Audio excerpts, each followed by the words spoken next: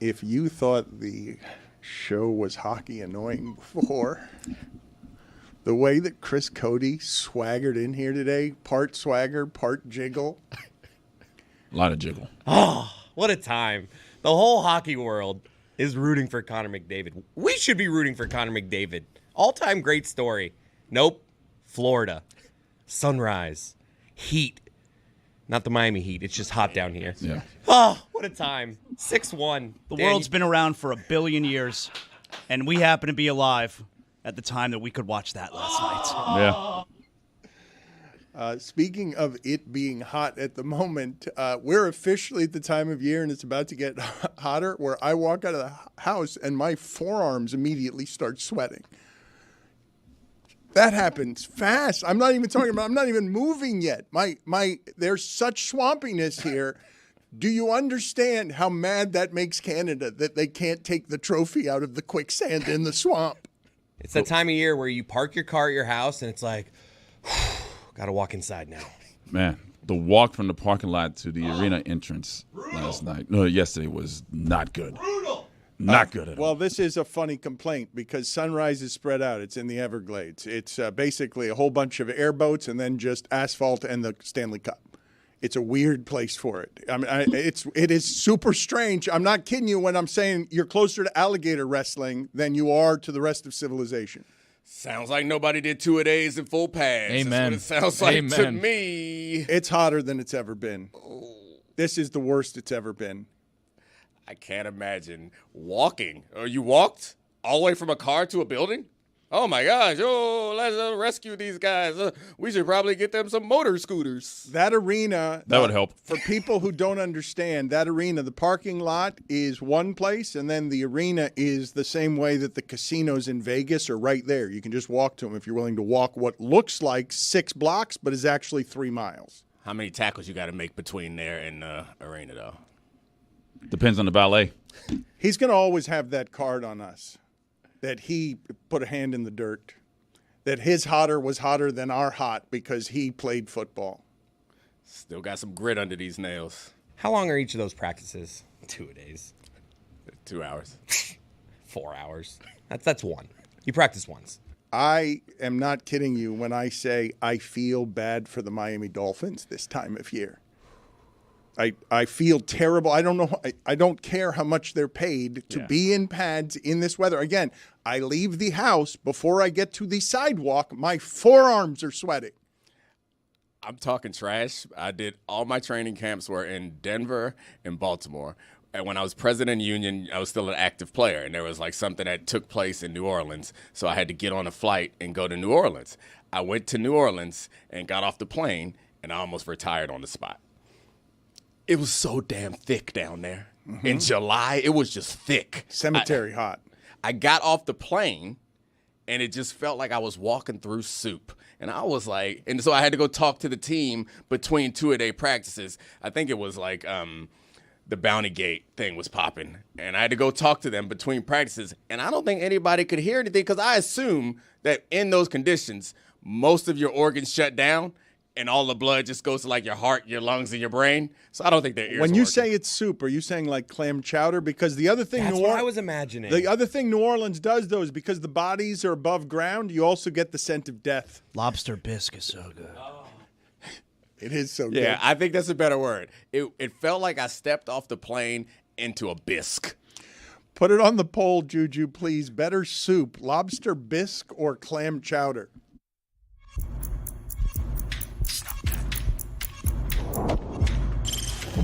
Stop that. Stop that. Stop that. Yeah. I hear him chat to the noise. Move too quick, can't stop for the talking. I hear him chat with the walking. Just too sharp with the prize. White girls better tell me I'm awesome. Yeah. Hot like fire on the pan. If you wanna touch my please use caution. Cold like 0 degrees. I'm out the cage, gotta let out the beast. Revolutionary, gotta let out the streets. Locked in a cage, I'ma let out the sheets. We came for one man, forget my peace. We take the west side, take on the east. I'ma put him in the cage, never let out the. I hear him chat to the noise. Move too quick, can't stop for the talking. I hear him chat with the boys, not so tough.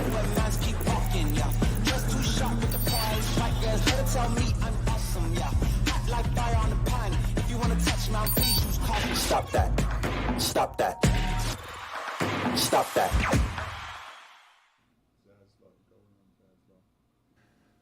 What is the best of the soups? French onion.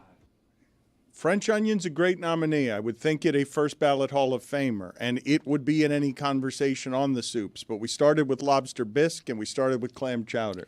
French onion is not a standalone soup. Love where you're going with this. No one, I think French onion, it comes along with a sandwich. Makes me work too hard. Yeah, give onion. me French onion, and I need something else. A clam chowder, though? A lobster bisque? That's a meal. You're having a standalone soup as a meal ever? I don't think there's any soup that makes it as a whole meal. A soup's always a starter. I don't like when a soup, I have to get my other hand involved. And that, you always have to break the cheese up and stuff. It's a difficult eat. I like the taste of it, but just overall, too much work for me. I think it depends on the circumstances. I agree with you. Most of the time, it is a starter, but something about the creaminess of a bisque or a chowder feels more substantial. I feel like there's a different category. Like chicken noodle soup? Chicken noodle soup's a meal. Well, I want to see. No, it's not a meal. Yes, it is. I'm willing to grant you. When you have a cold. It's not an entire meal. I'm willing to grant you, though, that this can be an entire meal, but it's based on thickness. Correct? There are three soups, and it's got to be thick, and the bready stuff and the French onion is what's making it qualify. Are we all in on the fact who's getting into the rankings if our gold, silver, and bronze medalists are clam chowder, lobster bisque, and French onion on the high-end thick soups, decadent soups that pass for a meal? Is there anything else? Is there a fourth option? I feel like I think what comes to mind is a soup that I would like to be kicked out of the soup family. Gazpacho. Yeah. Can't have a cold soup. Nah, I know you call it a soup.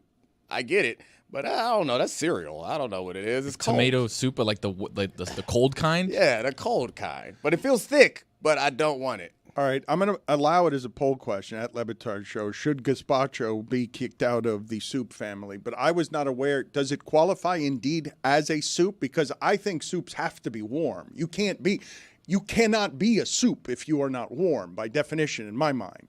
Yeah, it does qualify. I mean, we can put it on the poll, but I do believe that people consider gazpacho a soup. I love how Roy's like, it does qualify, unfortunately. Well, it is unfortunate. It is very much unfortunate. It is unfortunate because I'll put it on the poll at Le Batard Show. Does a soup have to be warm? And then put on the poll as well, is gazpacho a goddamn soup? Because I'm saying it's not. I'm saying you can't be cold in a soup, and he's right when he wants to kick it out of the soup family. I'm saying it shouldn't even be in the soup family. Why is it in the soup family? Zaslow seems happy. That's the best the Panthers can play, right? They cannot play better than that. Just suffocate, strangle Draisaitl and McDavid and make my analysis hours earlier seem spectacularly loud wrong when I said with great conviction, we all know, right, that Edmonton is the one that can win a 6-1 game, not Florida. Well, it is the best they can play, but it's also the worst that the Oilers can play. They were terrible. Absolutely terrible. I thought it was a wacky game. I don't even know if I would call that the best the Panthers could play. So many power plays. The third period was just chaos. The second period was the only period that actually felt like a hockey game. That first period, Evander Kane, Roy, what is he doing? What a loser. I mean, he's out there trying to hurt people. It's not like his performance in game one where his physicality made a difference. He was out there swinging his stick trying to hit people. I feel like 80% of that third period, that happens to every team. When there's a blowout in a playoff game, it's going to get chippy.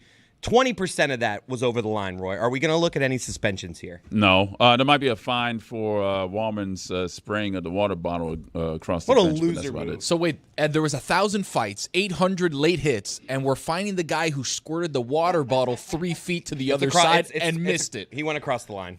Yeah, can't do that. Well, you with the made-up stat, 20%. Where are you coming up with? If that had happened during a basketball game, the news coverage for a month would have been how out of control the NBA is. If simply some of those fights. But I'm telling you, when you get a game that gets to be 4-1, 5-1 in the playoffs, a lot of what you saw last night is going to happen with any two teams. Chris, you are going to get a team that is just needing what, Dominique? You called it chippy. Like, that wasn't chippy. Unless you're talking about people chipping teeth. It wasn't chippy. Like, there was blood. There was tongues out. There were fists being thrown. It wasn't chippy. I swear that wasn't that uncommon in a blowout playoff game. Okay, I think you're wrong. You got to be specific. A blowout playoff hockey game. Like, that is out of control. There were a few any other major sport. Like the way Frederick went after Bennett, that was over the line. There were a few there were 3 or 4 things where I'm like, they should take a look at that. But outside of that, it was just blowout chippiness. I just want you to be clear that it's hockey, because like if this happened in soccer, if one punch was thrown in the MLS or in the NFL or in NBA, like, we can't call it chippy. Like, it feels like you are appreciating how violent that hockey match was, or a hockey game was, because that's not chippy. This description of his is because what's been normalized is the barbaric savagery that is that sport this time of year. So Chris Cody feels comfortable, Cheeto crumbs on his hand, saying they should take a look at that when someone's hitting someone else with a stick. Yeah. I mean, Kachuk got speared.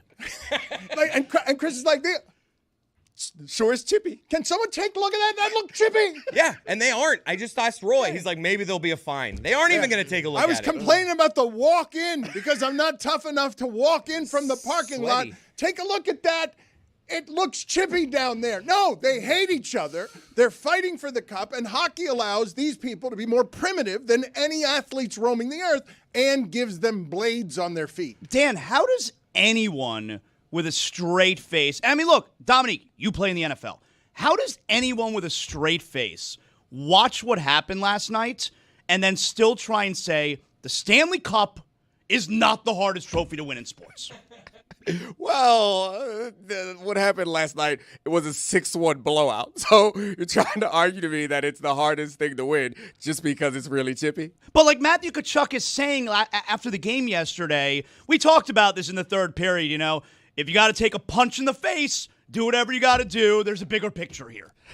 I mean, we're saying this after, I hope we get into this at some point, but Frank Ragnow fractured his throat. That's right. So you get out of here with that. Yes. I generally hate the people that, like, fall in love with their sport so much that they try to, like, argue that other people's sports are worse. Like, I'm not trying to say, like, football is so much better because I played football. Like, the people who say, this is our game, we got to protect our game. Like, I'm not that guy. I don't own any of this stuff. However, what I will not stand for is someone trying to tell me that there is something out there that is more dangerous. I'll give you equally, but there's nothing more dangerous. He is 300 pounds and someone fractured his throat. Yeah, that USA Today story on how it is that Armstead retires early in football. Dominique allowed us to get away with this yesterday. He hadn't been here in a while, and so he allowed us to get away with saying that's the toughest trophy to win yesterday.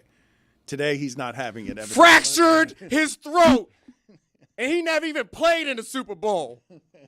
Armstead tore up his knee in his third year and said he never practiced again because he couldn't move his leg without painkillers. He only took painkillers on game day, and he played for, 13 years? Yeah. Fractured? Yeah, his throat. Fractured? Yeah, his throat.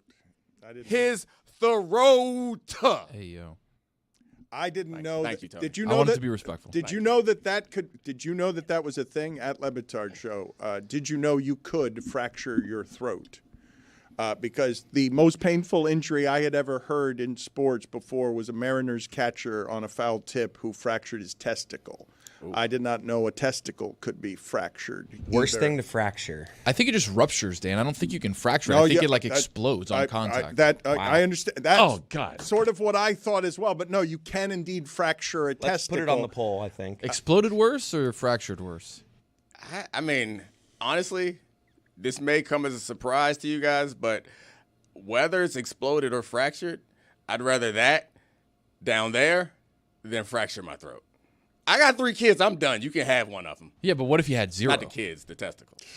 Put it on the poll. What's worse, fractured throat or fractured testicle? Because think about that one for a second. I think instantaneously you might go testicle, and then like you think about eating and breathing and stuff, and fractured throat seems terrible.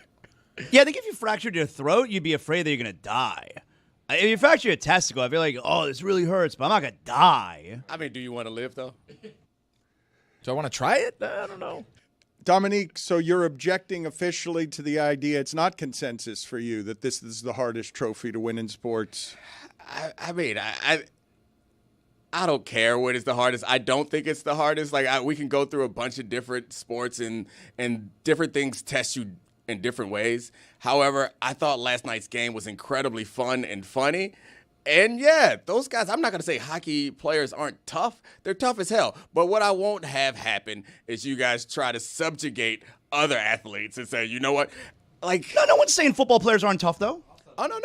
I don't need your validation. Okay, good. I'll subjugate them. Oh, he will over there. Take a look at that. You guys might want, it's getting chippy Look, down there. Marshawn agreed with me. They talked to him after the game. He's like, look, in a blowout game, that third period, a lot of that stuff is gonna happen in a third period of a blowout playoff game. I don't agree for a couple reasons. Number one, we didn't see that last year, and we went 7 games, all right? And it's the same team. And number two, how many times, and you could talk about this in the regular season too, are you getting a line fight? Not a line scrum. We had a line fight. Nurse and Gadjo fought for like 4 minutes. Well, chippy down there. They should take a look at that. Imagine a 4-minute fight in the NBA. Imagine just 4 minutes of fighting in the NBA. What we'd be doing in the coverage of that today. Wouldn't it be great if the Pacers get blown out tomorrow night and with like 3 minutes left of the game, all 5 guys, they all square off at different points of the court and they just fight? Because it happened with Bennett, that altercation. So then what happens in those things is like everyone kind of just gets somebody. It's like, I'm going to grab somebody. And Nurse ended up with Gadjevich, and Nurse is like, I want no part of this. So he just, for 4 minutes, was just like trying to. I honestly felt bad for Nurse about 3 minutes into that. I'm like, just stop this already. Was the entire fight time of the Malice in the Palace equal to 4 minutes? Or no? It echoed for decades because Steven Jackson looked like that for 3 seconds. 3 seconds. For 3 seconds, he looked like that. Never mind 3 and 4 minutes of fighting. It spilled into the stands, and the National Guard was called in. Can you imagine if the hockey fights spilled into the stands? That's happened a few times, but what we saw last night, I don't want to wander too far away in the noise and the fireworks and the silliness from, holy shit, the Panthers put it on Edmonton. Edmonton did play poorly, but that was also done to them. McDavid and Draisaitl don't look like that very often. Draisaitl actually looked like that an awful lot last postseason, which I think in retrospect we could say that he was hurt. But that was strangled out of Edmonton last night, and it was done a minute into the game. A minute into the game, the announcement is you're going to be trailing all night. You're going to be chasing this all night. And they can. Edmonton is good enough offensively, but when their power play does nothing, doesn't even produce reasonable chances, and then it turns into an all-out fight, and the Panthers are the only ones scoring, you get the best game the Panthers can play. They can't play better than that. Doing that to this team, both offensively and defensively in that game, there is no better game that the Panthers have played the last 3 seasons than that one. Yeah, they have 2 games left to win, but honestly, it's looking like either Sam Bennett or Brad Marchand is going to win. Let's cool it on the Conn Smythe talk. Again, 2 more games. Come on, 2 more games. You got to look at how Sam Bennett is. He's leading the league right now. I get it, but 2 more games. You know what? Thank you, Zaz, because Roy, I saw this happen this morning, and it made me sad. Look, Dominique knows what I'm talking about. What's going on there, Chuckles? Dominique comes in here today, and he sees Roy, and he says to Roy, heartfelt and joyous, congratulations. It's not over. He got mad at me. He looked me in the eye and said, it's not over. Right, so I'm surprised that now he's trying to count Conn Smythe votes. No, he's a media member. He's preparing. He has to think about all this stuff heading up to making these decisions. He's mad Dworky has a vote and he doesn't. Yeah, I am. Is that true? Well, it's my first year in the Professional Hockey Writers Association, and I got 1 vote this year, and that's for Masterton. Which one is that? That's the dedication to hockey. I didn't even know what that meant. Tell Dominique what that is. That's dedication to hockey. Doesn't sound like a big one. I don't understand. All of us were like, you were very proud of that vote, and all of us are like, that's a nice vote. What vote is that? It's dedication to hockey. So how do you assess who's the most dedicated? Well, it's not really It's not really a person who comes back from injury, like somebody who's retiring, like a Pat Maroon. Who'd you vote for? I love Roy, like at the Marc-Andre arena, Fleury. seeing who gets there early. Lundell here early, good. Like keeping notes. It's like... It wasn't. I didn't vote for him. I don't like how he's disrespecting your vote back there. I'm more disrespecting the award, like the dedication award. Take a look at that over They there. should take a look at that. Why should they take a look at it, Chris? Because there was we broke them mentally late in that game. As much as I'm saying a lot of that was expected, a lot of it wasn't. It was ridiculous. And My to be fair, my daughter was there. I was sitting next to my daughter. I was shielding her eyes. Oh, because your daughter was there. Oh my gosh, we was shouldn't have a shielding line her brawl eyes. because your daughter's there. I was shielding her eyes from that. My daughter was there? It made me like, huh. She's like, Daddy, why are they doing that? I'm like, because we've broken them mentally. That's why we're doing that, Graceland. All right. Are you as uncomfortable as I am with him saying we've broken them mentally? We, huh? Oh, I was disgusted. And I mean, to be clear, what really hurt me about me congratulating Roy and Roy's response was I was congratulating Roy on the successful BET Awards last night, and Roy was like, we're not done yet. It is done. Kendrick got all the awards, Roy. Congratulations to you and me. We did it. Yeah, we did do it. We did it. We did do it. The second America did it. I think Zaslow could say we. I feel like I could say he's we. the only one who can. About the BET Awards? Actually, Chris can say we. That's No, right. Chris can't say Have we. you seen? You haven't seen the reports. He's a season ticket holder, so maybe he can. Gingers. That they did say that. He can say we. I'm going to go ahead and stand up and say, nah. What? Nah. I revoked it. I don't know who started this. Science. How about that? I don't know who started it. Revoked. I also need to have a conversation because I've been skipping a lot of meetings. I haven't been participating in votes. I've been there. We let Jimmy Swims in or Teddy Swims? The Swims? Teddy swims. Oh, we let him in? You let a couple guys in. He was getting nominated for stuff. I thought we learned our lesson with Justin Timberlake. What are we doing? It takes more than a banger to get let in. I would like to register my disappointment. I don't know about Teddy Swims getting nominated. I don't know much about Teddy Swims. I got to be honest, because I called him Jimmy. But also, I don't know about this. That's a fine, calling him Jimmy. Zaslow, the reason he gets credit and can say we is because he ended a family vacation early because his team needed him. By a show of hands, anyone else end their vacation early for the Panthers? Anyone else end their vacation early because their team needed them? Anyone? Bueller? Zaslow can say we. Bueller reference. I have heard in my ear set, by the way, I've been told that gazpacho is a cold soup only in summer and only in Spain. So it's a regional soup. You ever been to Spain in the summer, Dan? Where it's allowed. I have been, Tony. Swampy. Sun. Yes, it's very. Europe in summer. What the are we doing? That's Sun. right. That's right. That is correct, Tony. Yes, sun is the No, correct. it's the sun. It's very hot. Yes. Not sun. It's Yes. the sun. Venice smells bad. It's so hot. Yes. 20%, huh, Chris? 20% over norm for you last night on fights. 4-minute All right, fights. maybe 30%. Oh. Maybe Oh, 30. wow. There's never fights in the playoffs. They had a line fight last night, and Chris is trying to tell me, Chippy, happens. Outside of that line fight, you do see in a blowout, It's kind of a big thing, though. like extra like cross checks. Chris. Like this does happen. I Chris, think a lot of people, like Dominique, swooping in for hockey playoffs last night was probably like, holy No, shit. no, but- We're really, it was like outside of that line fight, which is ridiculous. Yes. Because I'm parachuting in, what I do know about hockey is that the first hockey games were played with frozen cow poop and they're fights. Yeah. So like that's only because it's the one thing, I guess also being on there are lots of other sports on ice. It's the only sport other than combat sports where combat is acceptable. So yes, I'm watching hockey last night, and for me, you're like, oh my gosh. I'm like, oh yeah, they out there hockeying. Well, but this coverage by Chris is bad in that Kane had more penalty minutes in that game than he had in his previous 17 playoff games combined. I know Kane. what am I saying? He was a dirty player last night. That's not normal. That kind of fight is not normal. You do not risk the ramifications. Look, we just got done with Brindamore telling his team the entire series, do not retaliate on the Panthers. It's stupid. It's how they beat you. Do not get emotional with them. It does not work. So that Brindamore has lost to them consecutively, and he was pleading with his team.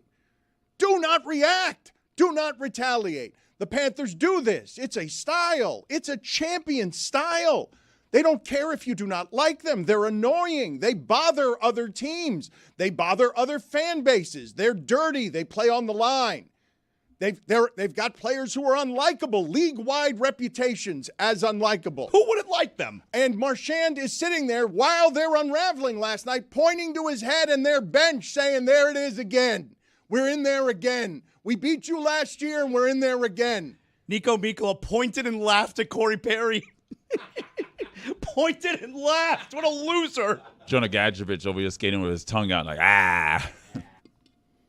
Roy. Yes? What is your assessment? You're saying that Edmonton can't play that poorly. I'm saying that that's the best that the Panthers can play. You're also joyless and miserable when he says to you, congratulations, and your response is, it's not over yet. It's not. They got 2 wins left. You can't fool me. These guys, they don't know you like I know you. You have taken all your joy and you put it on your head. Today you were like, nah, I can't be happy, but I'm happy. And so subconsciously, when you walked to your closet today in your normal all black It's a attire, happy hat. you got the happiest hat It's loud. that you could find. So I'm happy for you, Roy. I'm sorry to put you out there, but I know that you're happy, even though that you tried to act like you're too tough. I've got all his hats like in order of like from like the saddest hat to the brightest, and he just like, we're going over here today. The only time you were happier was when that, what was it, 18 seconds goal was made and the Panthers were tied and going into overtime. That was the happiest you've been. That's the only time you were happy. There's the smirk. Again, I was in pain. It was a grimace. Nope, not a grimace. It's a smile. Again, let's focus on Rose, please, instead of Roy, because the Panthers very recently, and this is why this show's annoying, this is why this time of year, the last couple of years, the fan base aggressively turns on us, but also watches more hockey than they used to watch, and is a member of a very small group of people now rooting for the Panthers, because I do not believe that that is happening throughout the country. Now, every team says that every time, right? It's us against the world. Can you guys tell me a region, a country, a place? It's maybe Barkov's, maybe Finland? He's so big that there is a place that has embraced the Panthers. I think Calgary's rooting for the Panthers. Yeah. Yeah, absolutely. Just from hate. Well, that's hate watching Edmonton. They love Kachuk and they hate Edmonton. But that's hate. But that's okay. That's rooting for the Panthers, but it's rooting for someone else to suffer. It's not even the same thing. I'm asking you, where are the people that Kachuk is not? They're not going to be allowed to be lovable underdogs. They're not even going to be allowed to be underdogs. Where are the people rooting for them?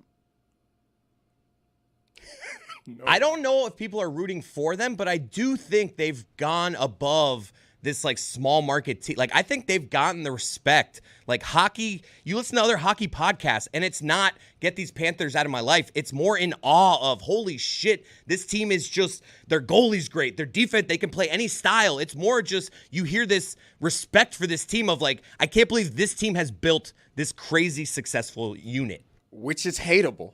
Right, but you don't. So I don't know get if we've what you're gotten saying. there yet. No, I'm saying that I understand that there was a segment of hockey culture that's like this Florida team, we hate them, they're from Florida, this isn't hockey. But now it's like they're beating our golden boy, the one that's supposed to give us the right to say that we watch the greatest hockey player since Gretzky. You can't say it until he wins one. He's standing in the way. And every story, every hero's journey story that we've ever watched or read has been about one singular special person overcoming some evil demons around them. And you guys are the evil demons. I hate to tell you this. You're the zombies in the zombie movie. You are not Indiana Jones. You're not Han Solo. I don't know what else. Harrison Ford thing? Yeah, There you go. I mean, I can't do anything modern. I'm old. What do you want me to do? Those are some old references. This show has now gotten annoying, and here's Zaslow's face. This is Panther fandom right here, and it's bloated, and it's arrogant, and it's telling you after that game. That's not bloated. He looks thin. Handsome. With a sausage finger, a bratwurst in his left hand, he's pointing at you, and he's saying, that's how you play hockey. Look, we teach it down here in the Everglades. Edmonton, that's how you play hockey. It takes 7 months to get to the arena, and that's after you've parked in the parking lot. The walk is through the Everglades. It requires an airboat. That's where the Stanley Cup resides. You cannot take it from them because that's how you play hockey. I need that picture back, man. We can't just let that sit up You there. want a wallet size that? No, I wallet size. I want a poster size of Humpty Dumpty's grandpa. I would love to have that photo. Oh, Look at that. How is the top bigger than the bottom? Yes, I'm shocked. it is great. Why is your chin up there? Yes. Confused. Yes. Beluga-esque. Yes. Yes. You whale face ass. It is. You can put a narwhal horn on his forehead, and you would create the most impressive animal Dominique has ever been in awe of. But we all learned one thing, though, last night. That's how you play hockey. Yeah, that's how you play hockey. Yeah. You do got a hockey fight ass head. Like that look like that thing could take a butt. Beluga-esque is a great line. The Panthers went up 5-1 last night after Aaron Ekblad scored. I get up off the couch in the Zaslow Mansion family room. I'm cheering. My 13-year-old looks at me and goes, sit down. They're up 5-1. Yeah, I mean, your head does look like 5-1. I love it. The biggest goal last night was Reinhardt, right? Like we're up 2-0. They get a goal early in that second period, and you're like, oh shit, we're back. Our feel good is gone. And then Reinhardt responds immediately with a goal. Obviously huge, but did Sam Bennett have the greatest shift in the history of Panther hockey? He absolutely did. Two hits. 2 monster hits, and on the same shift, how about this? It's about to be a 2-on-none breakaway, but we're so confident in Sam Bennett that Eetu Loisterinen passes the puck to Bennett and says, F it, you don't need me. And Bennett scores on the breakaway. That's Lusty in a nutshell right there. Unselfish. Good play at the blue line, too. He was the one that broke up that pass, leading to the 2-0. What size is your hat? I mean, I get fitted hats, It's so a flex I don't cap. know. It's a cop. Yeah, cap. but he's right. It's stretchy? Got some stretchy. Yeah, a little spandex in bit, that a thing? little bit. You got a Lululemon Yeah, it's hat. a little bit. Yeah, flex cap. A little bit. Dominique, I would like for you to stay generally with wherever your imagination and your curiosities take you on the discovery that Zaslow's head and surface area on his forehead is larger than we imagined because he's been hiding it for many years under a baseball cap. And now that it's been unveiled to point a finger at you and say that's how you play hockey, I love that as the face of South Florida sports telling Canada, this is what happens to your golden boy when you get chippy and make Chris rain down from the arena. They should take a look at that. 30%. Oh, man, can we get that picture up again, man? I can't get enough of that picture. That picture is yelling at me. If you don't like it, you can leave. Yes. Yes. Right? That picture. That's America. It's saying America. Yes. And you said where my imagination takes me. I want to go where Zaz's imagination takes me. I feel like that imagination can take me around the world 4 times. I'm with you on this. Now that I look at this, that's how you play hockey. And it's also exactly how you react by sending 2,000 National Guardsmen to California in order to protest immigration stuff. That picture says love it or leave it, asshole. Yes. Yes. This country should be whiter. That picture says you get these guns out of my cold, dead hands. That wins. That's going to be a champion right there. It might cost us democracy. 2 more games. But that, Oh. that is something that if I were bringing it through central casting and telling people what's American arrogance right now, that's what it looks like. I would definitely cast him as the one yelling something from the crowd. You're in a show and someone yells something offensive from the back. That guy. This is a long way from yesterday when Rose was the reaction that we were loving, which is Rose's face horrified from any angle and every angle because she was so scared 17 seconds from winning game 2. That is, I mean, we can all agree, right? This is sheer terror. I was right there with her. And it wasn't but a few periods ago that's what it all felt like. That's a shock telenovela face right there. That is something that sports does that nothing else does. You care so much that you go and say, from there, I'm terrified, and from Chris Cody's perch, they should take a look at that. That violence down there that's making tough men bleed, that's normal playoff hockey. I've got a dirty secret to say. I know Rose. Okay, I know Rose very well. Yes, she's a big Panthers fan, but you know what she loves even more than the Panthers? Going home. Going home early. So what she saw there was not only, oh no, the Panthers, they tied it up against the Oilers. The Oilers tied it up against the Panthers. Oh no, I've got 20 minutes of an intermission. I've got another 20 minutes of overtime. And then when that overtime stopped, I got another 20 minutes of overtime. And then another 20 minutes. And then they got to score. Ended up being another 2 hours for poor Rose, who just wants to go home. Because she only asked 11 times, when is this over? Okay. And that was on Saturday during the MMA hangout. And I told her, babe, you know exactly what it is. We got 1 o'clock in the morning. That's it. You're still using babe, huh? Yeah. That kind of thing.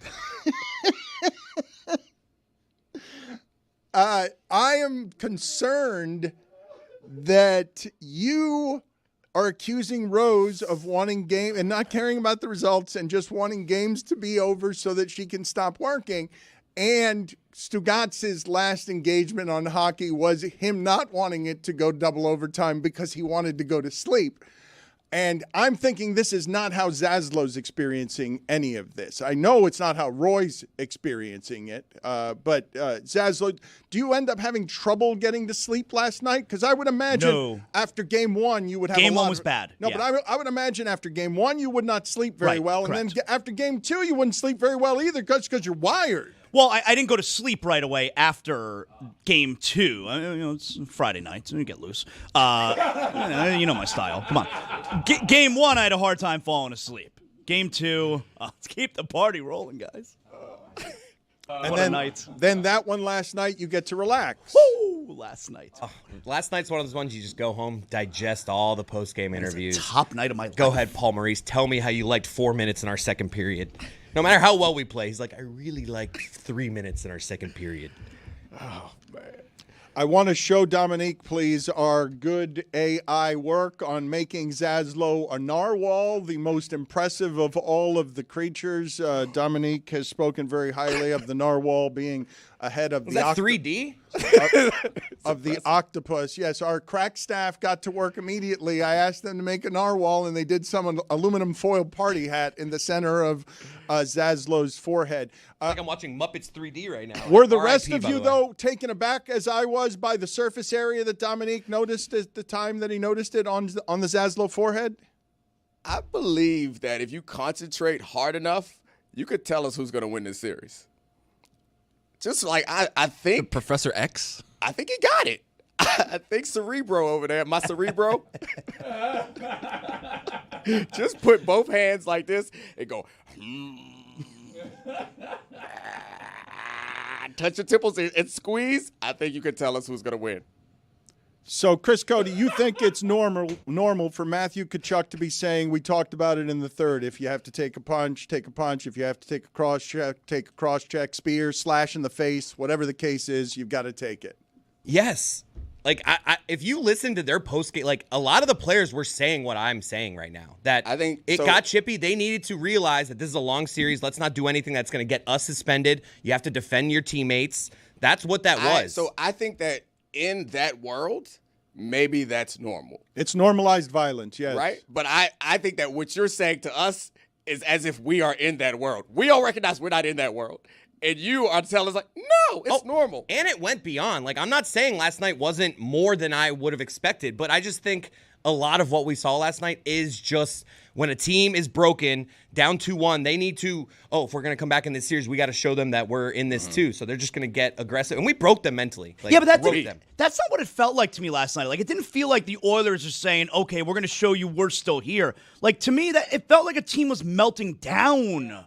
That's true. It did. All right. There were a few times where I'm just like, we have broken them. I'm not comfortable with how often you're saying that we broke them mentally. We know only one person gets to say that in here. It's me. There were 110 penalty minutes between the two teams in the final 9.5 minutes of the game. That's not normal, obviously. The more important thing I would say to you is it's the 13th playoff game in which McDavid and Draisaitl, neither one of them scores a point. And when that happens to the Oilers, they are 2-11.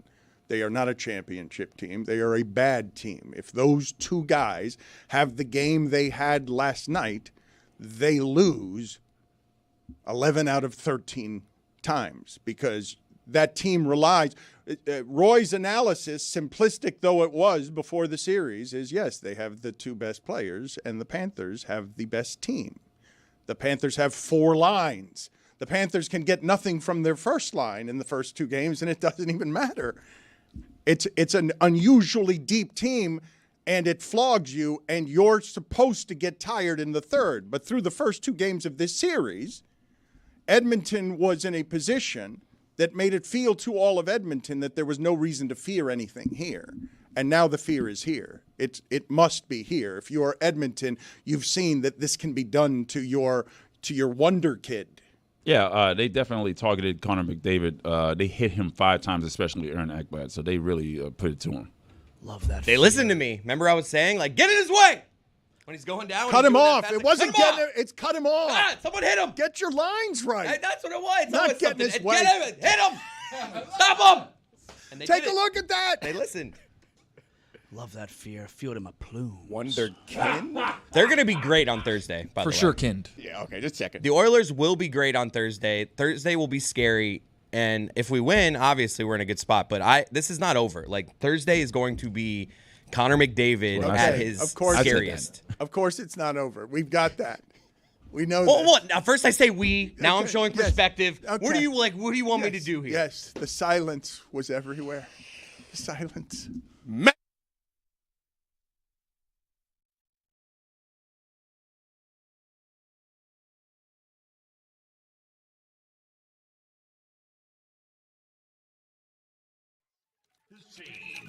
But Mike said it best. The press box has changed. I mean, seriously, get over yourself. We're going to talk during the post game. Tim Reynolds, enough.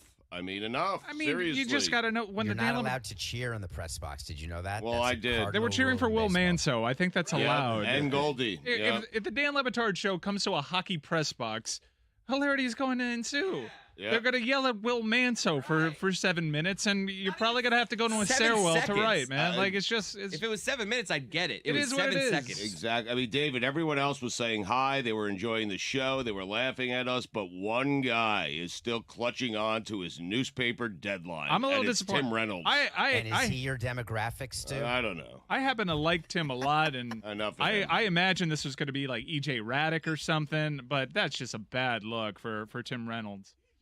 Listen, I went up to him afterwards. This was the best part. Stugotz Yes. is like, I've known Tim for years. I'm going to go fix this. He walked to Tim and walked right back very quickly. Yep. It was a very quick interaction. Well, he was writing. Okay? He's on deadline. It's Enough of the deadline. It's a No, work. don't defend him. I gotta get home. I feel like playing off hockey. I gotta get home. I mean, Yeah, we're on deadline too. We got to get that post game out. It is a working press box. Tim Reynolds is a journalist who's trying to write, and Stugotz is back there. Hey, Will Manso! that was Chris and Goldie. Don't leave out Goldie. We're on deadline too. They're going to kick us out of that press box a lot sooner than they'll kick out Tim Reynolds, who's just typing away. That's just Those writers had their game stories done before the end of the game. precisely. Yeah, a good writer, right? Oh, What happened there? I apologized to him. I went up. I said, I've known Tim for decades. I mean, Cody was done. He was out of there. I mean, you know. What was that interaction like, Stugotz? Take us behind the scenes. You walk up to him, you say what, he says what. I said, Tim, I apologize. That's on me. I should know better. Not Chris, okay? I should know better. I've been in press boxes before. I know you have a deadline. I apologize. And he said, that's fine. Just, try to keep it down. That is way too long. That was Way much too longer long. than the actual He's on conversation. deadline. I always extend it a little bit. I mean, you guys Can know we that. call Tim Reynolds and just ask him about what the Don't, interaction no, was like? no. Greg Cody's back in my day. Seeds. Seeds. Seeds. Had a slice of watermelon lately? Popped a few grapes in your maw? Then you probably notice seeds are disappearing from fruit. And you probably see this as a good thing just because it makes life a little easier. We love us some convenience. In fact, it's a terrible thing, the de-seeding of us. Symbolically alone, the seed is the king of life. Adam gave his to Eve, and here we are, if you believe the story. If they take the seed out of humans the way we have watermelons, we're all dead ducks. Beans, peas, rice, coffee, corn, all seeds. Flour and oil started as seeds. All hail seeds. So what the hell is happening? In exchange for convenience, we are not valuing the seed's impact on health, biodiversity, and our food system. The genetic variability of most plants require seeds as essential to their evolution. De-seeded, artificially homogenized fruits rely on human intervention in the reproductive process, exposing the fruits to many pathogens. Plainly put, seedless fruits are not as good for you. They contain less fiber and have fewer minerals and vitamins than their seeded natural brethren. Seedless fruits also have fewer antioxidants, plant-based nutrients, and anti-inflammatory properties. But enough about this science. Bring back seeds because seeds are fun. Not to mention aesthetically and visually pleasing. Kids growing up today have sliced open a watermelon, have never sliced open a watermelon, and experienced the joy of seeing that juicy red flesh dotted with embedded black seeds. Nellie Doogie used to tell us if we swallowed a watermelon seed, a big melon would grow on our belly. It wasn't true. But as kids would make a competition out of seed spitting. You extracted the big seeds from the melon flesh. Tongue only, never fingers or a utensil, and you'd see who could project a seed the farthest. Every summer we did that. This was before video games, kids. Made our own games and toys. Flew a kite, kicked a can, spit a seed. Grapes were the real challenge because the seeds were so much smaller. We'd both pop a grape in our mouth, tongue moving, jaws in action, and whoever could spit out 3 seeds onto the table the fastest won. To this day, I carve real pumpkins and eschew the free-fab foam and plastic fakes, mainly for the treasure trove of seeds inside. Hundreds and hundreds of them waiting to be scraped out, cleaned, and roasted in the oven to become delicious natural snacks. Respect, worship, and bring back the seeds. I need a t-shirt that says convenience is overrated. Insist to your local grocer that you'll take your watermelon seeded, please, and the grapes too. I'm Greg Cody, and that's how it was back in my day. Journalism is dead.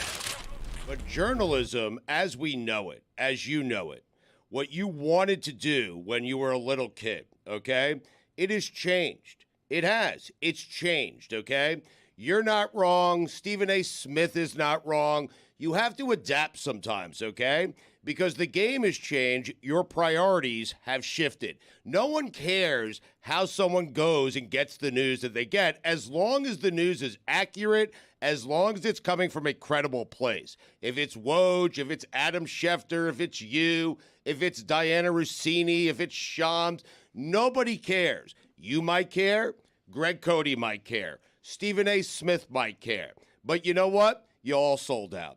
Every single one of you, okay? Stephen A. Smith jumped inside the circus tent. I don't blame him. Why'd he do it? Because he had to do it. Because the game has changed. You jumped inside the circus tent. You did. You did so with me. Think about that. With me and with Greg Cody every Tuesday, okay? And so you have ditched journalism a long, long time ago because why? Survival of the fittest, Dan. You have to change with the times. You have to roll with the changing environment, roll with the changing industry, and that's what you decided to do. That's what Stephen A. decided to do. And for Woj, for guys like him, the game has changed slightly, where he went out and he seeked reports, and he wanted to be the reporter. And you know what? If now he has morphed into a mouthpiece for the Blazers, I'm okay with it. I am good with it. I don't care. Survival of the fattest. Everyone, exactly. Everyone is selling out to make a buck. What a terrible timing. It was great. Like that joke. Hey, just give it up. You all want to be journalists. You're not journalists anymore. None of you. Not a one of you. Sorry. You didn't even hear the joke. I did. Survival of the fattest. It was great. It just could have been done after Stugotz stopped talking, Dan. Right. Yeah. Yeah. Shoehorn that But in. I'm okay. I'm okay You're with splitting it. hairs. Right. Okay. You adapt, you roll with things, man. That's it. You know, Dan, you started off, you know, if you're a driver, you drove a yellow cab and you were loyal to the yellow cab. You know what? But the game has changed to Uber, to Lyft, to private driving. And you know what? You have to ditch the yellow cab and you have to drive an Uber. Why? Because you'll make more money. Why? Because more people are taking Uber than the dirty yellow cabs. That's why. That's what you do. No one cares about journalism. You know what they care about? Laughing, being entertained. And you do a great job of that. And Stephen A. Smith does a great job of that. No one cares about journalism. People care about smiling. That's it. You know, this morning I found myself while I was driving Claire to school. I told her, you ask a lot of questions. You should be a journalist. And now here in this conversation, I just, you know what? Don't be a journalist. Like, exactly. Do something else. It's over. Sad. You're going to let Stugotz parent your daughter. You think that's a good idea? You think journalism is a good occupation to choose now? No, I would not. Listen, not only is it not a good occupation to choose, I have looked around Miami and realized we're the only ones providing the jobs we're presently providing. I heard local TV reporters are making $45,000 a year. Huh. I couldn't believe that's how bad local television is struggling, that's the place that has arrived. And I told Chris Cody not to get into this business at all because it's terrible. But Stephen A. Smith is making more money than he's ever made in his entire life. He has more power. He has more of everything than he's ever had in his entire life. You want him to give that up because of journalism? Like, get out of here. I believe you can do both. You're being very How?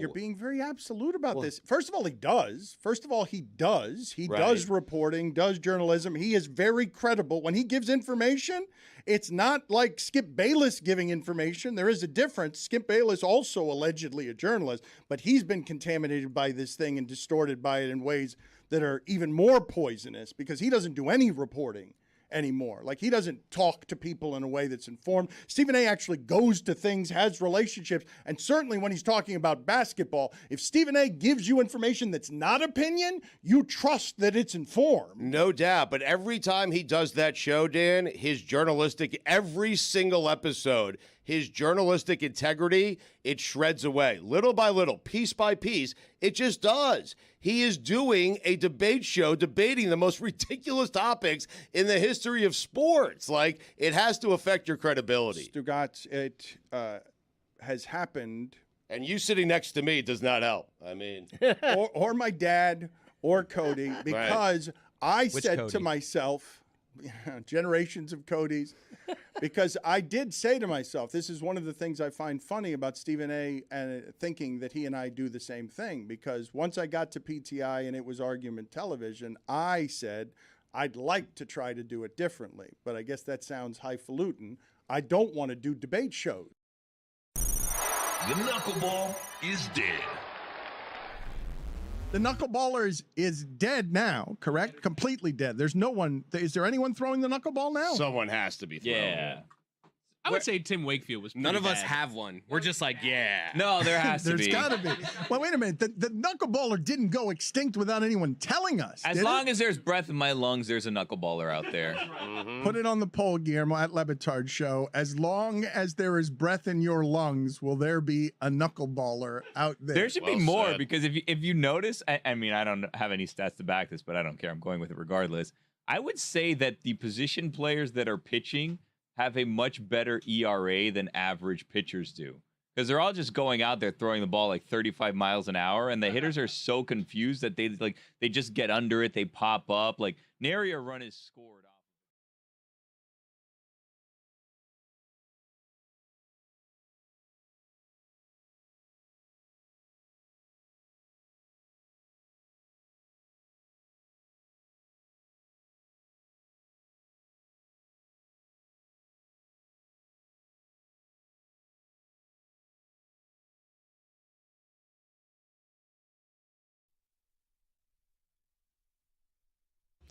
This episode is This episode is presented by DraftKings. DraftKings, the crown is yours. Nice rebound, Wah. Roy Wood Jr., I admire his hustle. I admire his humor. I admire his ambition most of all. He is now writing a book. He's written a book, and it's a great Father's Day gift, although I think you're going to have to put like a coupon in a card and pre-order it, because I don't know if you can physically get it in your hands in the next week. But he's got a new book he's written, The Man of Many Fathers. Roy, it's good to see you. Thank you for making the time. I did not think you had the time to be writing a book. That's why it took 2 years to write, Dan. I did not know that a book would take that long. I thought it would be something quick and easy. I thought I would do it like other comedians, Dan, and just make a book full of jokes that I never performed on TV and trick y'all asses into giving me $30. But as I started writing, I figured, well, you know what? Let me give a damn and actually tell some stories about men in my life that actually made a difference. You know, it's a story it's a book I want to inspire you, but also let you know you're not alone in having worked with somebody who was high on cocaine and they were better than you at the job. I'm sorry for laughing, Roy. So, Roy, I know a lot about Roy's story. It's incredibly touching and interesting, and he's masking it with jokes. But I'm excited. I pre-ordered the book. I can't wait for it. Only thing better than seeing a Roy Wood show is texting with Roy, because all the jokes that he will not say on stage, I get every now and then, and they are outstanding. Oh, yeah, no, my only purpose is to let y'all know that Roy's my friend. I mean, what are you doing? Cool. Like, I don't give a damn about Roy. I don't give a damn about y'all. I would like the audience to know I got cool, famous friends. Okay, but he's on the show right now. So do we. He's with us. He don't like y'all, though. What? He here because you got a big audience. He don't really like Mommy y'all. and Daddy are fighting. I gotta pick a side. Are you here because you don't like us? Whoa. I'm just joking. I'm joking. No. But no, my pops died when I was 16, and when I had my son, you start reflecting on all the lessons you got as a man from other men, and a lot of them did not come from my father. So as I started making a list of things I wanted to try and teach my kid, I start reflecting on what was instilled in me and where did I get that, and it came from a myriad of different people. And so I just wanted to kind of compose a lot of those different stories into one big thing.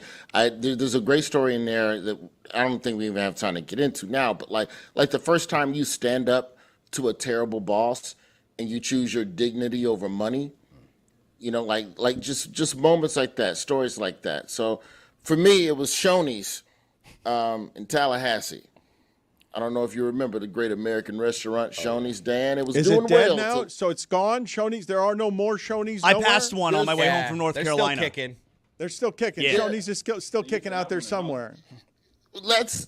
I don't know about kicking it. It's Shoney's is where single A baseball teams go to celebrate winning a 3-game series now, and I say that with respect. It's a fallen institution. When Applebee's and Red Lobster got cheaper, and they added a lot of more alcohol, it kind of kills Shoney's vibes. But my point is, if you got a supervisor you don't like, slap their ass in the face, and slap them, but make sure you don't need the job anymore. That's the important thing. Okay, I think That would be very important.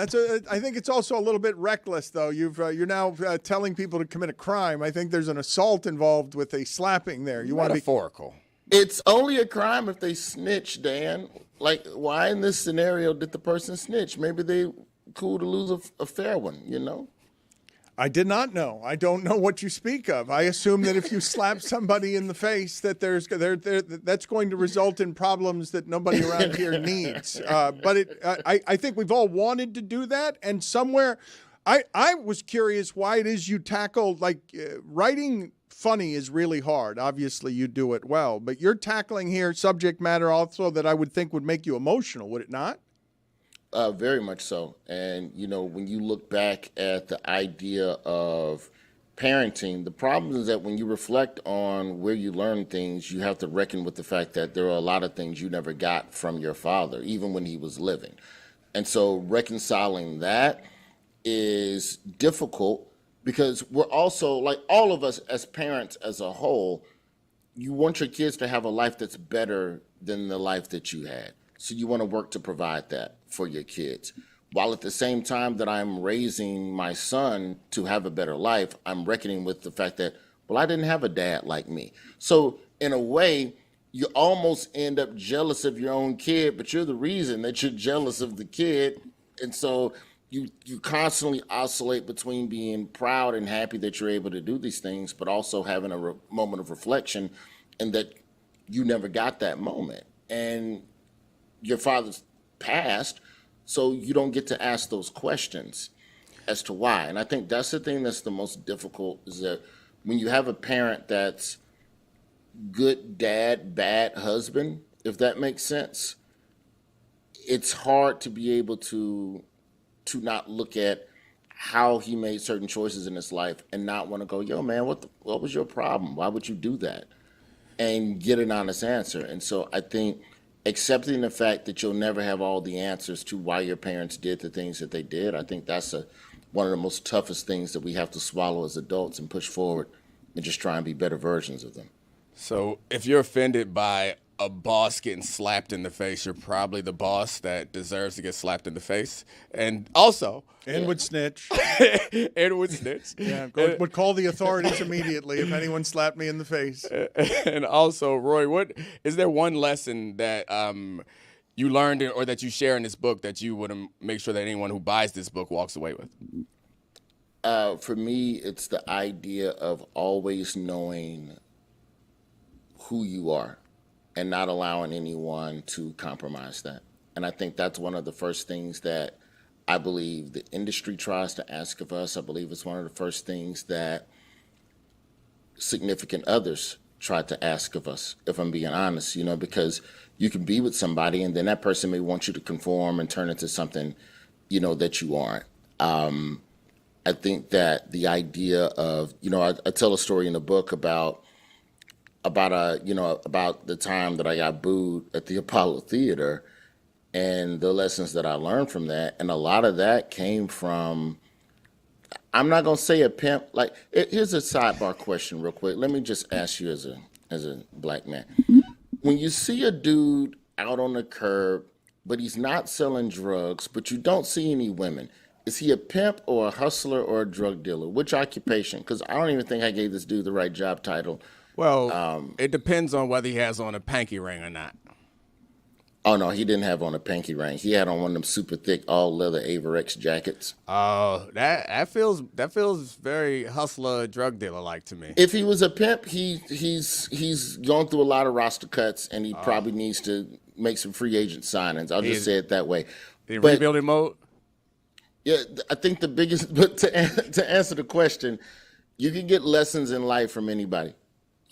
And for me, having just got booed, I'm walking back to the hotel, in Elizabeth, New Jersey, which is pretty rough. And dude just comes up to me. I explained to him what's going on. He goes, man, I got shot 3 times. I'm still here. And he just walked off. And it was like such an insightful moment to have with just a random stranger. But the idea of knowing that you need to bounce back, that you can get back up off the ground, I think that's the biggest lesson that I feel like anybody can take away from this book. And, it's a great Father's Day gift that you won't get until the end of October when it comes out. No, I mean, I think it's powerful. Learning from other people's experiences is really hard to do. As a father, I know, trying to teach my kids based on things that they haven't experienced. I'm so impressed when they can internalize it, even though they don't understand it, they haven't experienced it yet. But the biggest thing that I'm working on with my kids right now is taking responsibility. I don't need a story. You messed up. That's it. How do you teach that, though? That's the thing, is that we come up in different struggles, all 3 of us, right? All with respective super blue collar, middle class, lower class upbringings, just depending on what job your parents got that particular year. How do you teach that type of struggle when your life is different? I rode an airplane 3 times total before the age of 25. My son is Delta Sky Miles Gold Medallion. He's 9. I remember telling him one night, I was like, if you keep this up, we're going to fly Spirit.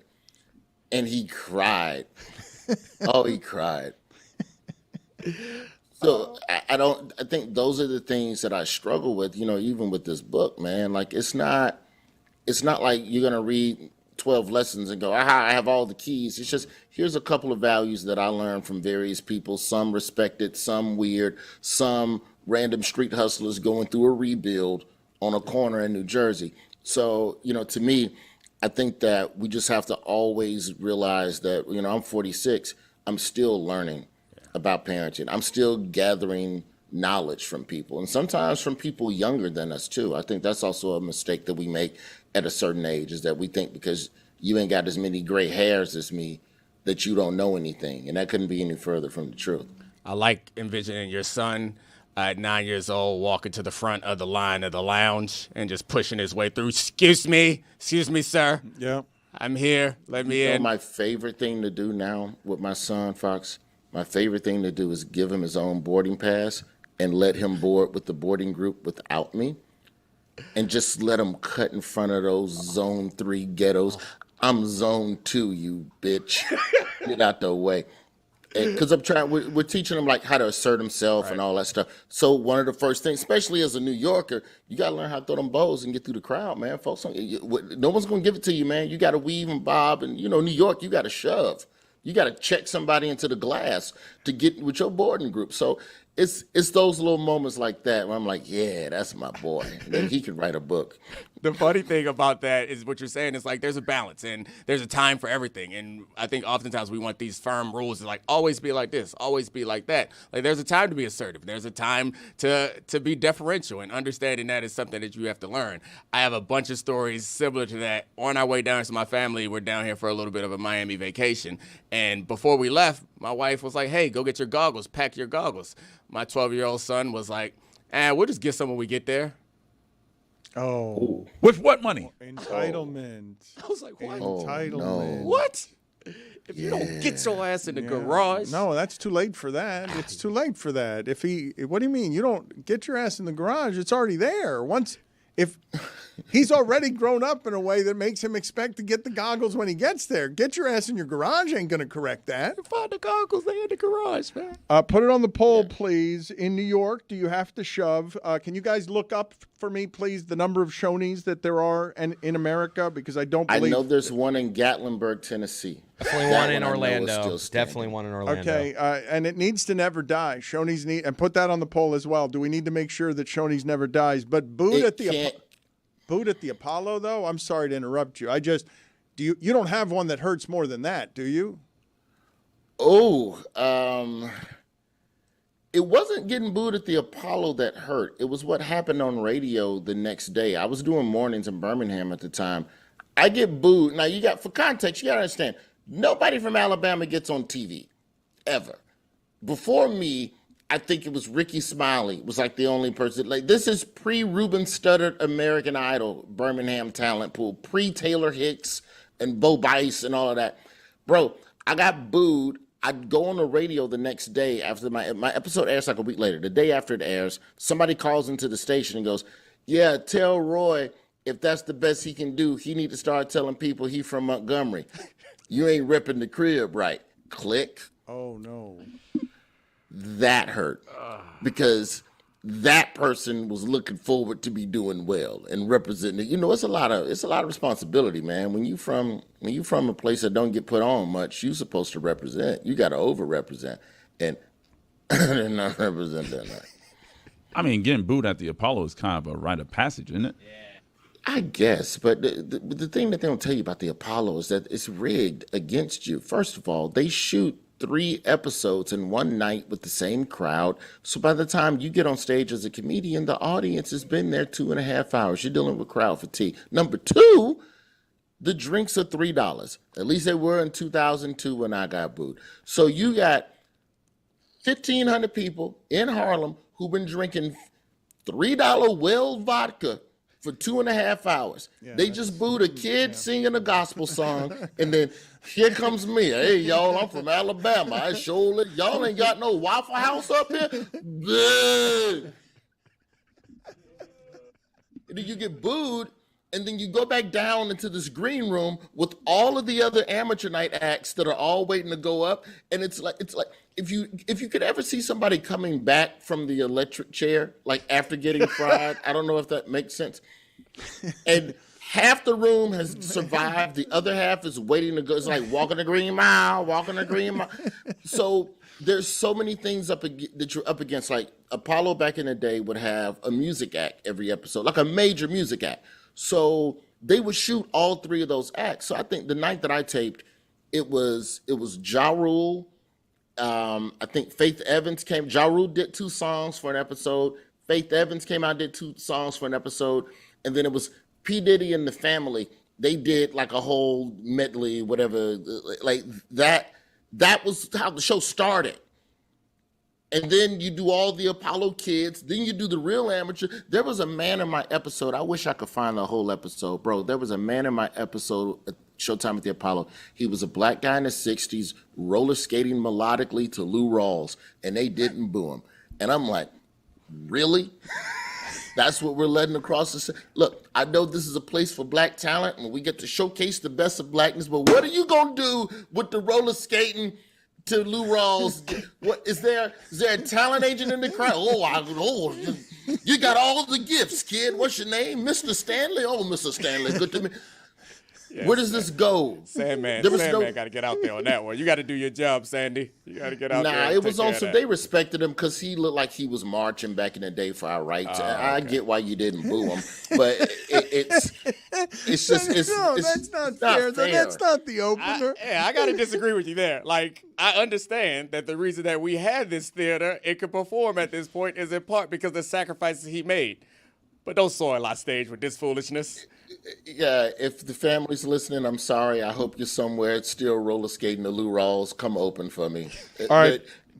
Put it on the poll. Was the guy roller skating to Lou Rawls not booed because he marched during the civil rights? For our rights. He was like 65. Because he marched for our rights. Old. Okay, but I don't believe that's why that happened. But okay, that's where the well drinks were respectful. Just at the roller skating Lou Rawls guy. There's some respect for age. Like, Dan, you get this. Okay. There's some respect for age and experience. All right. I've got some sports questions for you before you get out of here. And I tell the people, the man of many fathers, buy his book, support the people who support us. Roy Wood is one of the greats who is supporting us, and we appreciate his time and, as I said, his ambitions. But as a Cubs fan, do you want to tell people that that Suzuki is a top 20 hitter in baseball? Like, are you beating your chest about your baseball team because you have a good baseball team?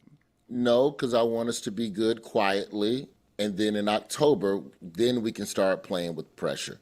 I love the fact that y'all don't cover Suzuki the way that y'all cover everybody else in the league right now. I know he's not your favorite Japanese player. I know there's one in Los Angeles that y'all seem to love a little bit more. But guess who got him in the numbers? Suzuki do, bitch. Yep, that's right. That's what I was trying to lure out of him. Pacers Thunder, do you have any thoughts there?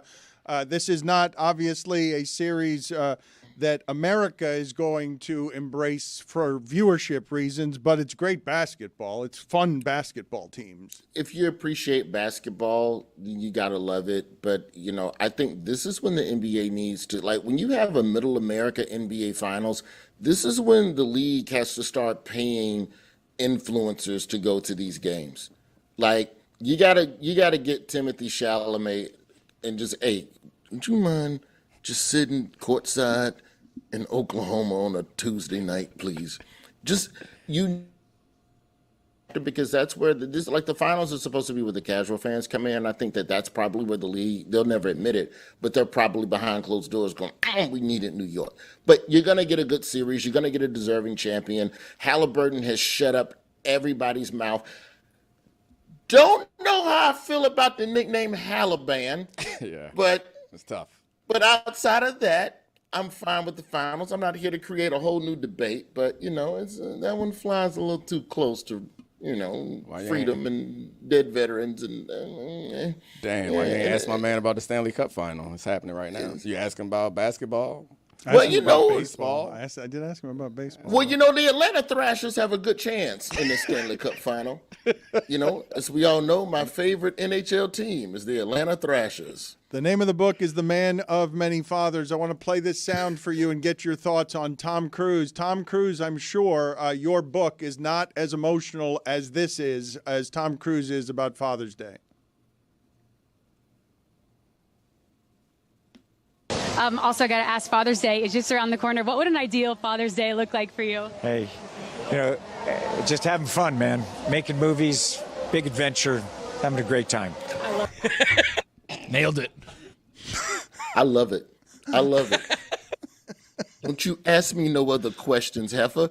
I told your ass before we turned the camera on that we're talking about the airplane flips.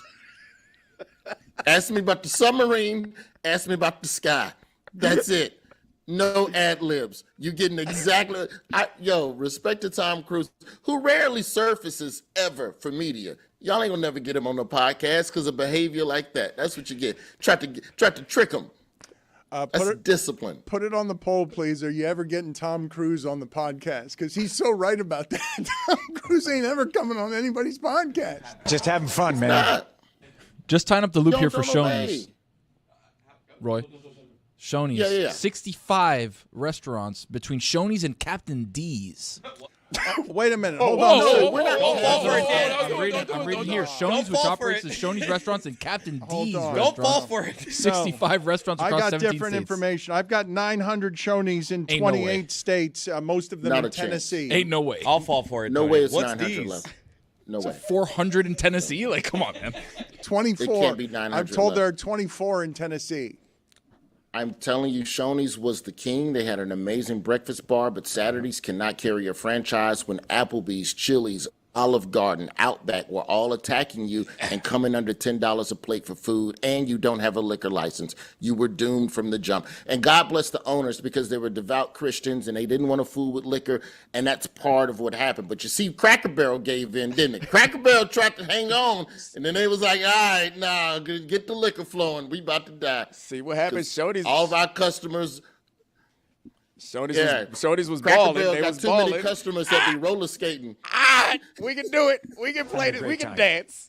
Shoney's was balling until integration. That's essentially what happened. They let a bunch of other people in the league, and so Shoney's could no longer compete. They couldn't do what everybody else could do. What is Captain D's? If I gotta ask you, Roy, thank you for being on with us. The Man of Many Fathers is the name of the book. It's available now for pre-order at crownpublishing.com. Go to roywoodjr.com. Yeah, just go to my website. Let's get on. Yeah. For his latest dates and shows. Thank you, sir. Good seeing you as always. All right, bro. I wanted to ask you guys a handful of questions. One, going back to what we were saying before, I still haven't been able to shake off of me Chris Cody shaking his chest and yelling at everybody, we broke them mentally.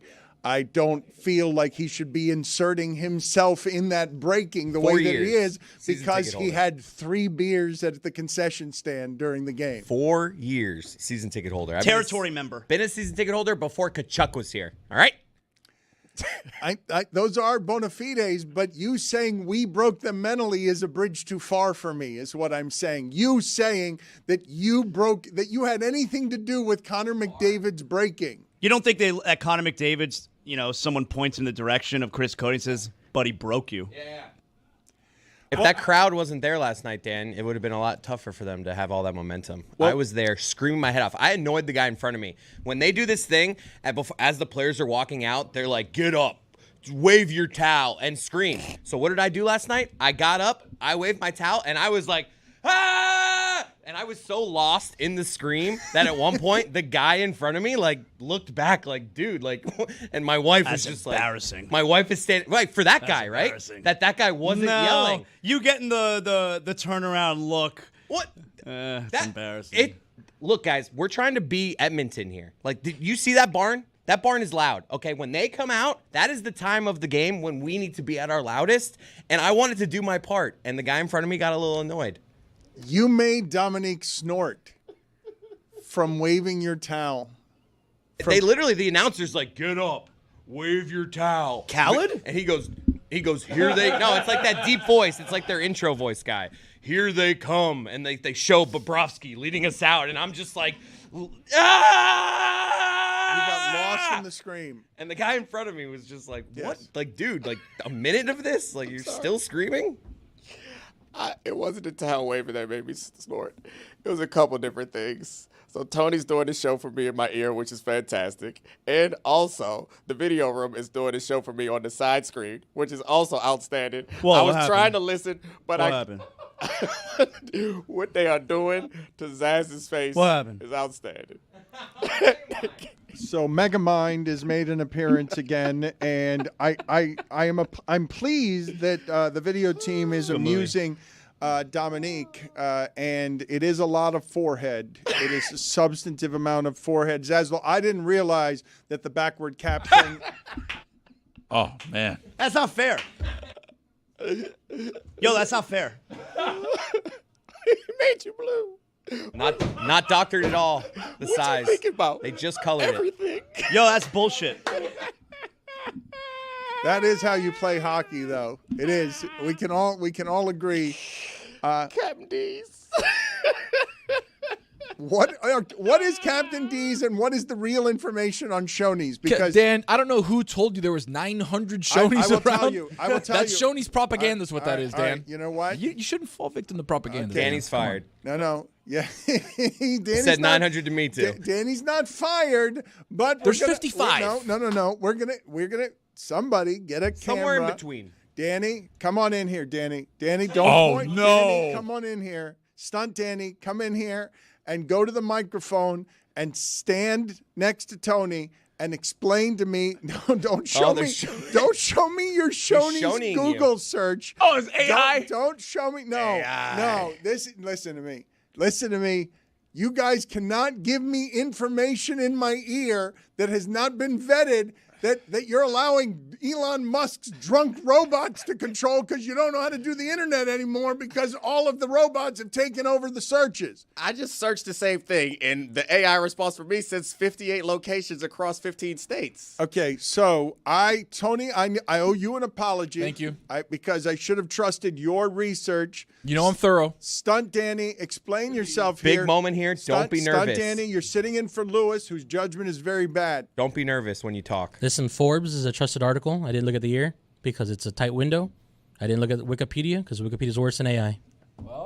Okay, well, that didn't sound like an apology. It didn't sound like accountability. It didn't sound like anything other Dominique, than we need to just, teach Danny accountability too. Last time I was down here, we had a big conversation about accountability, and everyone at the show, we discussed and we understood what accountability meant. We thought, and now we got to start over. So, Danny, next time you come here, I owned it. Hold on. I owned it. No. Can we get back to yesterday? You had a whole bunch of excuses. Yesterday, we have a meeting because at one point, Video played the wrong video yesterday. And in our recap meeting after the show, he goes, I'm going to be accountable here. I played the wrong video because multiple people were talking in my ear. It's true. This is what I would suggest, Danny. My bad. I got you next time. That is not My the Metal bad. Lark I way. got you next time. There it is, Danny. I see you, baby. But this was next time. Yeah! Oh, that was terrible. Minor penalty, 2 minutes for adding nothing. Usually you do the full elevator. He bailed on it. Well, he can't do the full elevator because of the shape of his body. He can't go down any floors because his elevator gets trapped halfway. Captain D's. Cut to me, guys. He looked at his watch and then midway through, cut to me, guys. Oh no, he's not there. Danny can't cut Danny to you does the cuts. There you go. It's and then he was like, oh, yeah. Oh, ow. Dan, so Captain D's, part of the Shoney's brand. There's a couple of them out there. And they're a beautiful, fast casual seafood restaurant. And what I was telling Dominique is that they have a beautiful grilled white fish. They don't say what kind of fish, but we know it's white. Put it on the poll, please, at Le Batard Show. Is there such a thing as a beautiful, fast, casual seafood And notice how I said restaurant? fast casual. It's not fast food. No, listen. Fast casual. It's good food fast. I know what you said, but what I'm saying is my fish. I need it to be neither fast nor casual. White, at least. No, I have a color. Hey, it's white, though. Don't worry. So that's the poll question. Beautiful, fast, casual. Is there such a thing as a beautiful, fast, casual seafood restaurant? Because that's why there are so few Shoney's still existing in America. Because everyone knows that you don't want to go fast, casual on the seafood. So is it 55 or 900? Well, no, I think we got it right. Thank you. We'll get to the bottom. Not 900. Not Danny at a microphone, not Danny doing the elevator, not Danny talking in my ear with any information gathered from the internet. I think that's the lesson that's learned. And also, not Danny when it comes to accountability unless we stop him in his tracks and Dominique lectures him about it. But the thing I wanted to ask you guys about both the article that Dominique led off the show with in USA Today about the pain that football players play in. When I ask you the question, Game 3, where you feel confident enough to shout at the end of a hockey season, grueling, tired, and Edmonton's been a buzzsaw. You feel the comfort of shouting, we broke them mentally. I want to ask you guys, when it comes to depth in hockey, pain of a season, length of a season, how tired human beings are at this point in the season. Are you not asking Connor McDavid right now to overcome something that comes at you in waves and does not fatigue because of the depth that it has? Do you believe in the idea that the Panthers would have an ability as champions to wear down two players over a series when everyone's tired this time of year, when you're talking about the physical imposition of will over the course of a season and how you would break someone like McDavid mentally if you were actually doing it? Do you believe? I believe the OKC Thunder have the ability to do that to anybody over 7 games. I just saw them do it to the MVP of the league.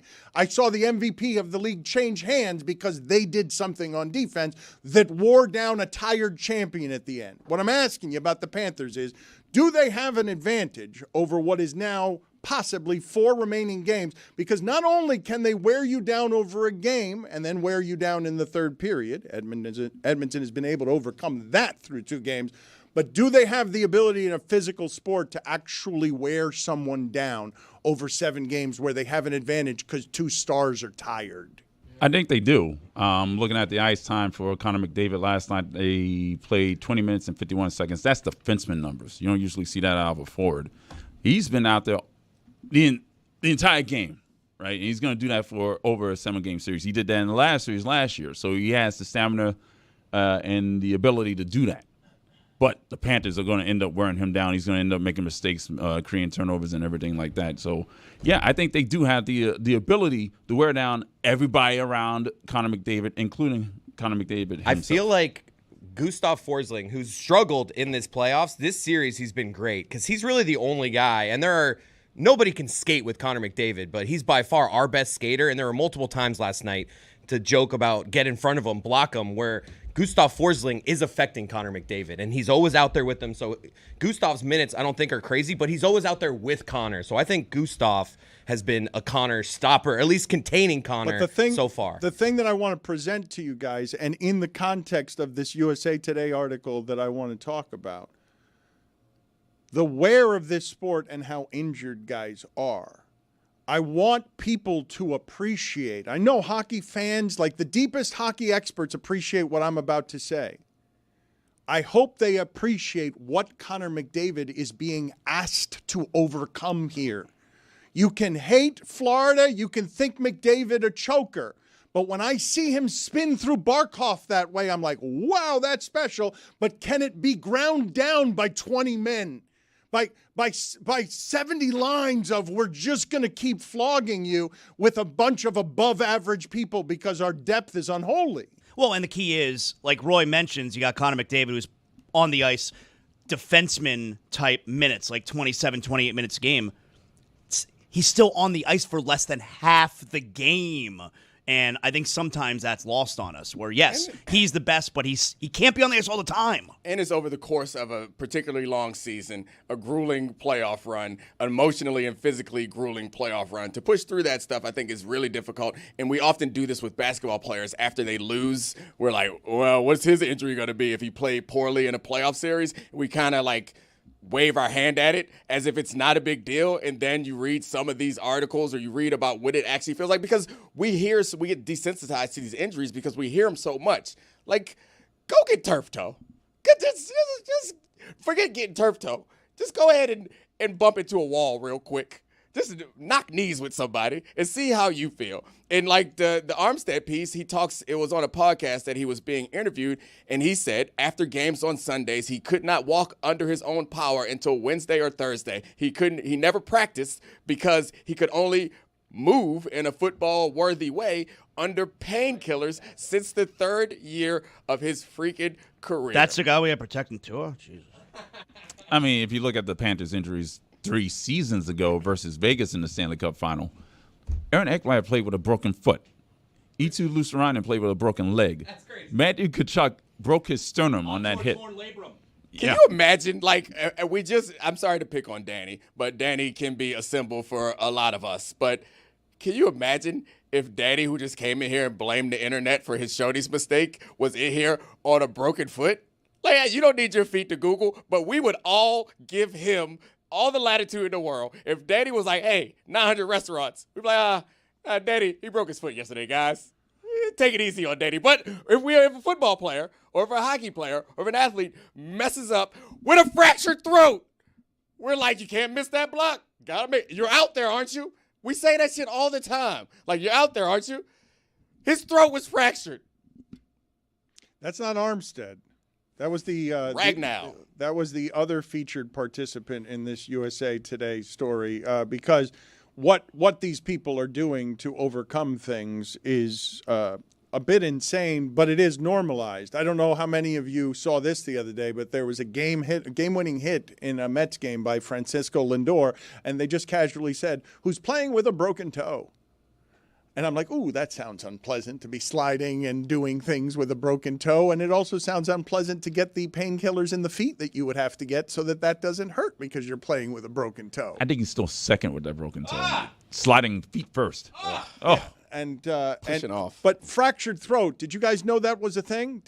Were you guys aware that the fractured throat was if I tell you you have a fractured throat, living is not going to be the same after that, correct? That does not heal in a way that then makes it a not fractured throat in a reasonable amount of time. Now, I am using AI, what Danny used, but I'm reading here that there's really no difference between a fracture and a rupture when it comes to the throat. Good to know. I'm sure that makes Frank's throat feel better. I'd go rupture, though. I feel like rupture sounds worse. Like, if I had it, I'd rather say ruptured than fractured. You made the point that it's something that doesn't go away, which is I coach my son's flag football team, and sometimes I practice around with them. And last Friday, I practiced with them. My hip and my knee still feel terrible. And I'm limping around. I won't let y'all know it.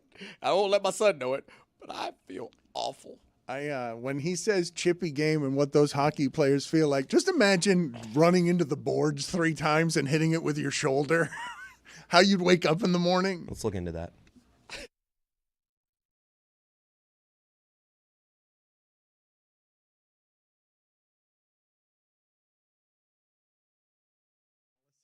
Was starting strong. I love the people who would do the analytics on how a knuckleballer would screw up your hitters the next day. The preparing for a knuckleball would screw you up the next day as well because you're sitting out there hitting those 45-mile-an-hour butterflies. There's nothing that I hated more, like growing up watching the Marlins, than when Jamie Moyer was coming to play against them. And I don't even remember if he was a knuckleballer or if he could just only hit 75. It was just slop. He could only hit he was not a knuckleballer. 72. He was just old, and he threw croutons up Anytime there. there was a knuckleballer or just an old man that could throw the ball really slow, I knew, like, this team can only hit fastballs, and this is going to be a long day and a long week because they're not going to be able to figure it out. And it's frustrating because you're just seeing these meatballs go over the plate. You're like, How can you not deal with this? This is so slow. Hit the baseball. And yet, Jamie Moyer had a 20-year career. He was 40. He was still pitching. What is the ruling of the committee? Stugotz is nominated. I need some sort of formal ruling from the committee. He has nominated Joe Musgrove. Billy is passionately against. Chris, are you willing to give him horse status because horse status is before ace? Horse is not an ace. Chris, before you answer, I have good news on the knuckleballer front. There is still one remaining. Mickey Janis of the Orioles is still throwing it. Okay? The worst team in the league. He's still out there, though, keeping the species alive. It also will not seems go though extinct. Mickey Janis has only pitched 1 game in 2021. Oh. In Major League Baseball. He's still trying. Still breath in my lungs. Yeah. He is currently with the Chicago Dogs of the American Association of Professional Baseball, which I don't think is in Major League Baseball.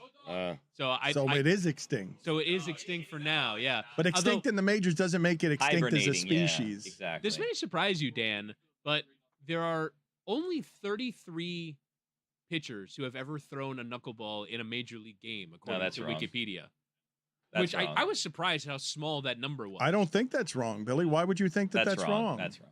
Let's all name knuckleballers we can think of and see if Well, they're no, on we'd there. never come up with 33 of them. 33 sounds about right to me. It's a terrifying way to make a living. Imagine all these guys. They're just failed pitchers who developed some other. Whoa. Failed pitcher. Someone with like a 15, 20-year career is a failed pitcher? Well, Jimmy Moyer is not a knuckleballer. You made him a knuckleballer just because he throws Tim soft. Wakefield pitched, across decades. There are a couple of guys who are exceptions, but largely the knuckleballer is a novelty freak who comes out, and it is hard to make a living that way. Jeez. Freak, what are you I don't doing? like how you're describing these things. Right? Rude. Isn't Phil Niekro in the Hall of Fame? I mean, is he? I don't think so. You don't think so? He is in the Hall of Fame. 319 wins. There are 4 knuckleballers. What was his career? What's your standard for the Hall of Fame? No, He that's also my, had that's my bad. 274 losses. No, that's my bad. He just pitched forever, and I should know that. Nickname Nuxie. Compiler. If you get, that is a classic compiler right there. Phil Dangerous Niekro nickname. in the Hall of Fame with 300 wins and 280 losses. Jesus, he pitched for 24 years. He had a- started 716 games. He had a 3.35 ERA. I mean, that's legit good. He pitched in Major League Baseball until he was It's not? 48. You're right, Stugotz. I stand corrected. It is my bad. I should have known. I think of Phil and Joe Niekro as the same kind of pitchers, and they are not. Joe Niekro was not a Hall of Famer, and Phil Niekro was. But go ahead and Google image search Phil Niekro so you can see. Please enjoy. I want you visually to enjoy what he looked like in a Braves uniform. And you tell me if that is a baseball Hall of Famer, the way that you look at bodies today. It's like Christopher Lloyd. You need. He does. He looks like Doc Brown. Gary Busey in that movie with Henry Rowan Gardner. What is it? Rookie of the Year. He looks like a bit. Also, Gaylord Perry looked like this too. The old pitcher in the movie Major League, the old slop ball thrower. He's just an old man on the mound, is what he is. Jessica, what is your opinion here? He looks like That is a not retired him. chemistry Wait a minute. professor. That's him when he's still playing? His hair is so long, and I think it's coming out of his ears. He's wearing a polo under that shirt. Listen to That me. can't be right. This is what. He looks like Uncle Dick. Listen, when you could throw the Yeah. knuckleball Uncle the way Dick got a Phil hole in did, one. He does look like right? a He Cody. did. You could pitch It's the forever. ear hair. Yeah. Greg Cody's Back in My Day, featuring in-flight magazines. In-flight magazines. Slayed the pandemic. Traveling again. Big bird up. But something's different. I look in the seat pocket in front of me, and all I see is that cardboard pamphlet about the plane that nobody reads, the drink menu nobody needs, and the barf bag. Where's my in-flight magazine? Where did it go? Joni was right. Don't it always seem to go? You don't know what you got till it's gone. They paved paradise, put up a parking lot, and then stole my in-flight magazine. These staples of Americana predated even Greg Cody. Pan Am Airways published the first IFM in 1940. Now the high-flying mags are disappearing like donuts in a press box. Southwest Rag, augustly called simply The Magazine, is gone now. Delta Sky, gone. American Way, gone. Retired after 55 years. Alaska and Emirates Airlines, too, gone. Airline magazines falling from the sky one by one. Some others, like United Hemispheres, are now digital only. Blame the pandemic. COVID killed the in-flight magazine, or rather gave airlines an excuse to make a cutback like businesses did with remote meetings where the office buildings used to be. But more than that is to blame. The digital era stampeded the helpless handheld mag. In-flight entertainment and mobile browsing happened. Airlines have even claimed noble reasons for discontinuing their magazines, like how removing all of them makes planes lighter, which saves on fuel. Sounds like malarkey. Hurtling cabins once were full of rattling newspaper pages held wide. Then those disappeared, and then I was the last flyer still leafing through an in-flight magazine while everybody else was softly chuckling at a movie or listening to music with earbuds. I miss every bit of the airline magazine, the greeting from the airline president, the Penn and Teller at the Rio ad, the dating and hair restoration ads, and the one inviting me to invest in a home care franchise, things to do in Minneapolis, the list of top 10 steakhouses and America's best plastic surgeons, the crossword puzzle inevitably half-finished and poorly by a previous seat occupant. Oh, and the feature story on Southwest Customer Service Agent of the Month. You can't get that anywhere else. Most of all, I miss, anybody else remember Sky Mall? Oh, my gosh. It was Amazon before Amazon, only at 30,000 feet. Talk about built-in marketing. Bored flyers stuck in a cabin for 3 hours slamming cocktails are liable to buy anything, which Sky Mall offered. I'll never forget the time, after 3 or 4 deep eddies, I accidentally bought a life-size Bigfoot garden gnome for $2,250. Airlines, I will gladly pay extra if the bag I check is a pound too heavy. I'll put up with your cancellations, and with a hot meal being replaced by a 1-ounce bag of pretzels. Just please, give me back my in-flight magazine. See, I never played that Sudoku puzzle, but I sure did like knowing it was there. I'm Greg Cody, and that's how it was back in my day. The game has changed. Weed is legal now with Stugotz and Greg Cody. I'll tell a story if it makes you feel better. Yeah. When I first took the first edible I ever took was in New York, and at the time I was breaking the law.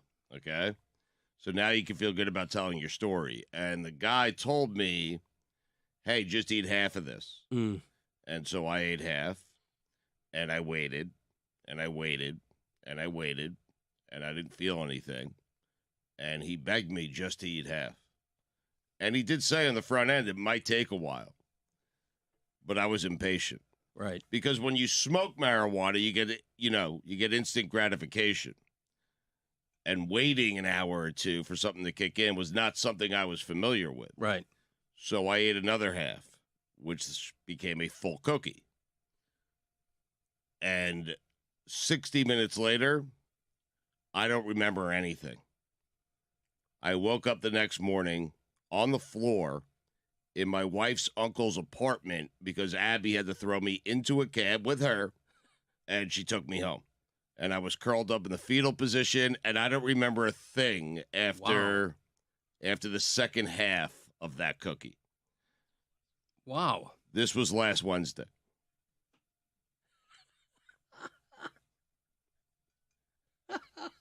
So, with that being said, feel free to share your story of you having 4 cookies in Colorado. Yeah, I wolfed them down. It was 3 or 4. I didn't know 3 how. or 4? Yeah, I You wolfed don't them ask? down. You don't Well, say, "Hey, person I'm purchasing this from, how fast should I do these?" The guy at the thing, and it was one of those official things where they dress like pharmacists in there, and they sold me a vial of edible cookies, and it was in Colorado, so it's 100% legal. And my wife and I are getting ready to go to dinner. We popped open the thing. She had a nibble of one, and I ate, I think, probably 2 or 3, and it hit me by the time we got to that restaurant. I just love how terrified you are of this conversation. You keep throwing in there like it's perfectly legal what I did. To be fair to Greg, this has not exactly been, the most up and up thing to talk about for 60 years of his life. Right, exactly. This is a fairly recent phenomenon. We just go, oh yeah, everything's fine now. No, and I don't, we did that because we were vacationing in Colorado, and I wanted to Stop giving qualifiers. I have to give a qualifier. Greg, more qualifiers. It feels better when you're doing it legally. It right, does. I'm gonna. I don't smoke anymore. I mean, I don't do that. I did in Totally college. lying, trying to make them feel better. Thank you. Thanks for that. Getting away with it was much more fun. I mean, seriously. I had my day doing that. So we used to get dime bags at a place in Hillside, Queens. It was called the Tie Door. Oh, was it fantastic? You never saw the guy. You just saw his hand. You would see his like hand. a first touch in a marriage? Yeah, you would open up this little sliding door in Hillside, Queens. You would see his hand. He would see your hand. You'd never see each other. He'd put weed in your hand. You would put money in his hand, and that was it. That was a transaction. It was great. Called the Tie Door. Weed first, then money? Money first. Oh, there well, you go. it was like you would do it at the same time, but occasionally. So you'd see both hands. Yes, correct. Once every 6 months, you'd hear stories of like some guy sticking his hand and then getting arrested on the spot. The cuffs right on the wrist. That's all you see, the wrist, and then. I always wondered, is today going to be the day? Because I went every day. It wasn't far from my house, but is today the day that it's going to be a cop on the other side of that door? I did. I feared that every single day, but it didn't stop me from going out there every single day. Hop, skip, and a jump. Is that fear worth it? Yes. The fear is what made it. Greg's right. Now you walk in, they're dressed like they're experts, Right. pharmacists. Yeah. It made me a little nervous. More nervous than meeting a guy at a tie door, never seeing him, just exchanging things in our hands. That's right. What happened to you after eating 3 or 4? Like, can you? Back to you. Yeah. Oh, we went to a restaurant and, spent $300 on appetizers. And hell yeah. And I remember, I'm not a fast talker. If anything, I'm a slow, deliberate talker who says a lot of ums and ahs. Right. My wife at that restaurant accused me of speed talking, of talking faster than I ever had in my entire life, which I wasn't even conscious of. So yeah, it hit me very hard. All right. Enjoyable though. I have no idea what I ordered for my main course. 3 or 4 though, man. Yeah. Are you sure you didn't do cocaine? No, they were edible. I've never had cookies. someone really high and be like, "This, you shut up, dude." I know. Believe me, that was new to me too. Because normally you're talking like a 1970s, rock DJ. Or is it possible that life had slowed down so much for your wife that by It comparison, seemed like you were- you were Right. talking normally, but to her you were talking at an incredibly fast rate of speed. That's possible. That's a possibility. Oh That's a my good point. God. Did the waiter walk up and you're like, "I ate edibles," because you're just like terrified? No. Believe me, It's legal here. I'm on vacation. Believe me, I'm sure he sensed it. Working.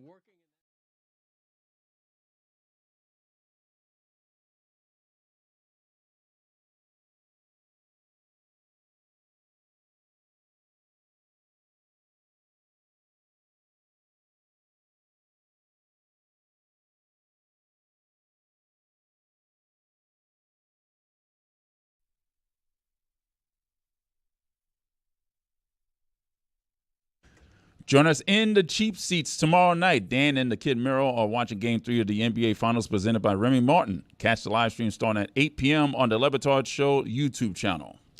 Looking forward to that one because I don't know how many of you guys are going to be involved with that. I don't know who's coming, but tomorrow night, I think this was scheduled back when we thought it was going to be Knicks.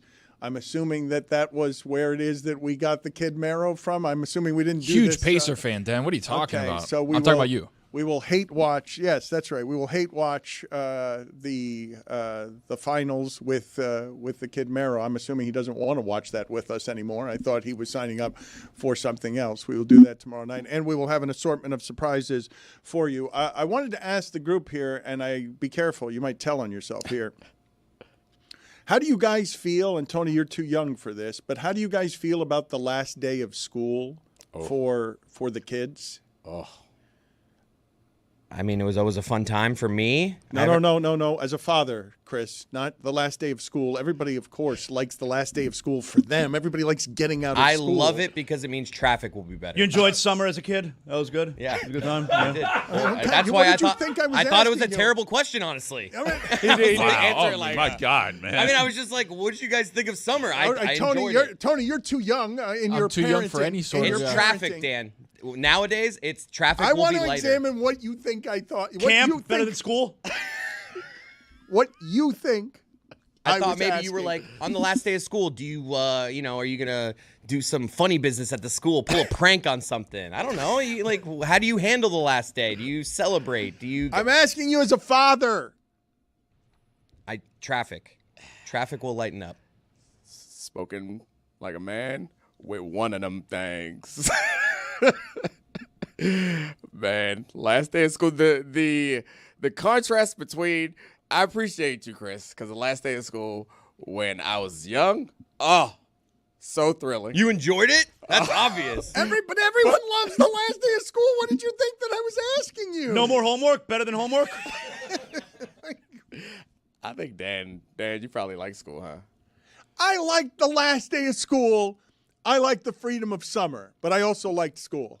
And he's not totally wrong that every once in a while I'd like to stay for a couple extra days. But now, the countdown to the last day of school, because my kids are at the age now where they're a little old to be sending them to camp, and obviously they're too young to like go get a job or for me to just let them loose on the summer all by themselves. So it's just like asking, can they do things that I'm like, yeah, I want you the hell out of the house, but I also don't want to have to worry about you for the next 6 hours. It's just That's in the preview, Dominic. I know it is. Don't let them distract you with what it is that the video team is doing in the preview. I know that it's in the preview. Okay, you can't let them distract you. Oh, man. That's unfair. It's much better than me talking about the last day of school. Ron McGill is now available. Ron McGill's. Oh, let's listen to him. Let's listen. Eavesdrop on his call. Oh, we can't do that, man. Okay. No. Well, you put him up. It's not my fault. The video team's taking over today. You've allowed them to distract the talent by putting up pictures that are in the preview. 900 Shonies. Right. We can't get That's not my fault. No, at their peak, did they even have 900 Shonies at their peak? Roy, accountability. You say it's not your fault. You're in charge. You're in the seat of the executive producer. Accountability. We just eavesdropped on Ron's conversation because he was put up and we heard him yelling at somebody. We've never seen that side of Ron He's McGill like, before. I need more photos behind me. That's what he said. That's what he's yelling. Ron, take us through some of the pictures behind you of all those television and media celebrities that nobody cares about. Is that what we're going to talk about today? Yes. Take us through those pictures behind you. Take any one of the photos off of the wall and take us through there's Coach Spo right there. And there's LeBron and Udonis Haslem right there. And right below them is Shaq. You know, right there, Shaq. Is that Frank Fort I see up there? Like Frank Fort. You're giving me a lot of the big names, but I see a lot of small names up on that board. All of your media friends. Don't insult Frank. You got a lot of people up there. There's a lot of good people that I've worked with over the years, and I'm very happy. Well, who are you pointing at now there, Chris? Local news guy. His name is. There are 9 of those up there. Local news guy. His name is. Great teeth. Yes. Hold on a second. You're talking about Michael Williams. There he is. Oh, Michael Williams looks like television. Where's Rick Sanchez? Is Rick Sanchez up there? Yeah, he's up here. Hold on. I'll get him for you. Hold on. Look. Okay, let's get. How do you like that pull, Dano? That's good. Yes. Dwight Lauderdale. That's a never-ending wall of photos right there. Is Dwight Lauderdale up? Oh, that's quintessential Sanchez. That's young Sanchez. That is up-and-coming Sanchez. Newsplex Sanchez. That's a collector's item right there. Dwight Lauderdale! With the mustache. Yes. Do we got an Ann Bishop? Oh, was Ann Bishop back? No way Ann Bishop is up there. He got her. Yeah. It is a media hall of fame. Look at that. It's autographed. He's got the rarest of collections. The autographed Bishop combined with the Lauderdale mustache, the television mustache. Hold on a second. I got better. Don No has been requested. Who else are you requesting? Don No, the weatherman Don No. I'm sure Brian Norcross is probably up there somewhere. Brian Norcross is here. Yes, Brian Norcross is here. But wait a minute. I was trying to find someone who used to be a mainstay and then all of a sudden kind of disappeared. Where the heck did I put her? She's here somewhere. Oh, here we go. How many of you guys recognize her? That's Sally Fitz. There you go. Sally Fitz. Roy know that? What do you mean? How does Roy know that? She's iconic. But I didn't know that. Yeah, that was co-anchor with Rick Sanchez. Yeah, but that's young Sally Fitz. I did not recognize her. Sally Fitz was on in this market for what, 30 years? Yeah. Yeah, she was. Yeah. It's a better one. Hold on a second. I got one here for you. Hold on a second. Bob Soper. I love this. This is a great game. Soper. It's a great game. Ron just wanders around his office. Yeah, look, here we go. Here's Bob. Oh. Is that Rennick? No, he said Bob Soper. Oh, there you go, Bob Soper. Who's the best Dan you got on the wall? Got any impressive Dans up there? I've asked Dan for a picture, but he wouldn't give me one. Oh my God. Chris Cody just pointed out something that I didn't think that Ron McGill was prepared to answer for. Chris Cody just said, I saw one black guy on that wall. Canberra Marshall? No, I think it was Dwight Lauderdale. Yeah, it was Dwight Lauderdale. There's another one. In That color. guy. In color. In color. The one in You color. ask and you shall receive. Yeah, Canberra Marshall! Yes, classic sports newsman Cambrell Marshall, a titan in the industry for 9 years. No, he's got Jawan Strader there. Jawan Strader. Oh, it's Calvin Blackman. That's who Calvin I was pointing. Hughes still doing it. Yes. That's who I was Notice he's pointing. in color. Everybody else isn't. Whoa. Calvin Hughes. That's offensive. Be careful. Picture. Pictures in color. Hold on. Picture. Hold on. Oh, you may have found one. Oh, here. How many of you guys are going to remember this guy? Who he play for? I don't remember Tom Randall. Now you're just flexing black guys. No. Again, not in Excuse me, color. only having one black guy on the wall. Wait, that's right. Okay. I do have to say that whoever the last guy was, first black guy with the shape up there. I respect it. He had a nice sharp line. The rest of Calvin those Hughes? guys, yeah, he was the first one. Calvin's still doing it. That's why. He's with the So times. the older ones were older. It was That's free why they're in shape-up. black Okay. and white. And then Calvin Hughes in color. Remember her? I do not remember. Is that Maria Gennaro? You don't remember? Oh, did she go to California after that? Yes, she did. She went to Ron Los Angeles. remembers. Ron does remembers. Ron, I'm troubled by the absence of black women on your wall. How about Dougie Dunbar? Classic. Oh yeah, Doug Dunbar. Classic. This is a real trip down memory lane. I'm sorry to the audio audience. I'm sorry to Here we anyone go. who did not Look at that. grow up in South Florida. Hey, we found one. Yeah. I gotta one? be honest. No, I got Don't more love than it. one. Don't love it. Don't Who love else, Dan? What do you want? Ron's got it. All right. Jose Everyone's- Diaz Bilar. Okay, a baseless accusation of racism against the wall in Ron McGill's office. I retract it. They were all out of the shot, though. They were, though. They're not How does prominently it go? featured. None of them are prominently Tony Segreto! Segreto! The great Tony Segreto. A classic. One What's of the Jim Barry at? You will not do better than the mustachioed Dwight Lauderdale paired with the autographed Ann Bishop. That is the highest form of media coupling that you have on your wall. Michael Jackson? I think so. I didn't want to say it, but I think That's so. one of his famous stories, yeah. Oh, okay. Oh, he's been dying to tell this one. Here we go. Oh, there it is. Here we go. Michael Here Jackson. we I'm go. not telling you the story. Yeah, he's told us a bunch. I don't want to hear it again. Not interested in that story again. Anyway, enough of that segment, but I just wanted to let you know that I am I don't. Nope. You're famous. I'm an equal opportunity, everybody. There we go. Nailed it. What the hell were you trying to say there, Ron? Equal opportunity, everybody. You're equal opportunity, everybody. When Did you understand. First of all, you didn't like you my inferred to me, accusation. you said you have one black guy up there, you have one black woman up there. I have many. Okay, there are many of my friends up there. Okay, so you They were wrong weren't there. prominent in the shot. All I'm I tried saying, to show you. I Ron? tried to show you a lot of sports people because you're a sports thing. Okay, that's all. That's all. Roy, I got people. Ron? I got people that are much bigger to me. I mean, to me, like the icons of the world. For me, like I'm going to show you just one more. The single most important person to me. Hold on. Is this going to be Don Francisco? Greg Cody. Don Francisco. It's got to be Don Francisco. What's the most important Steve person? Does anybody know who that is? I see you in a reflection. Yes. Oh. We can't see who that is because of the reflection. Who is that? Is that your father?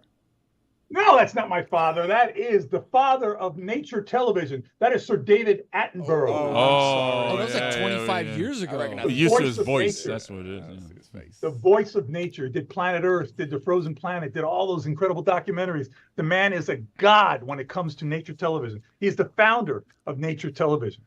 Super white. Wow. I don't understand this. I don't even understand how that subject comes up. I don't. I really don't. Hey, Ron, he's just messing with you, man. Just don't fall into Dan's trap. He's trying to get you upset. Just go ahead. Well, and I ride want to on know this. why Dan hasn't sent me a picture of him. I have a picture of him and I. I'm going to have. I don't him- want to be I'll on your send it- racist wall. Whoa. I boycott your racist wall. Can a wall be racist? Roy, you're not going to say anything. You're not going to say anything, Roy. You're just gonna sit there, Roy? Why do you have I'm to point sorry. Roy out? I'm Why- sorry. Roy, don't throw Roy in the middle of this. Now all of a sudden you want black people on the fringes of your wall, but in the middle of the controversy. Wow, and you're looking serious too, Dan. I mean, you're really going to do that seriously, right?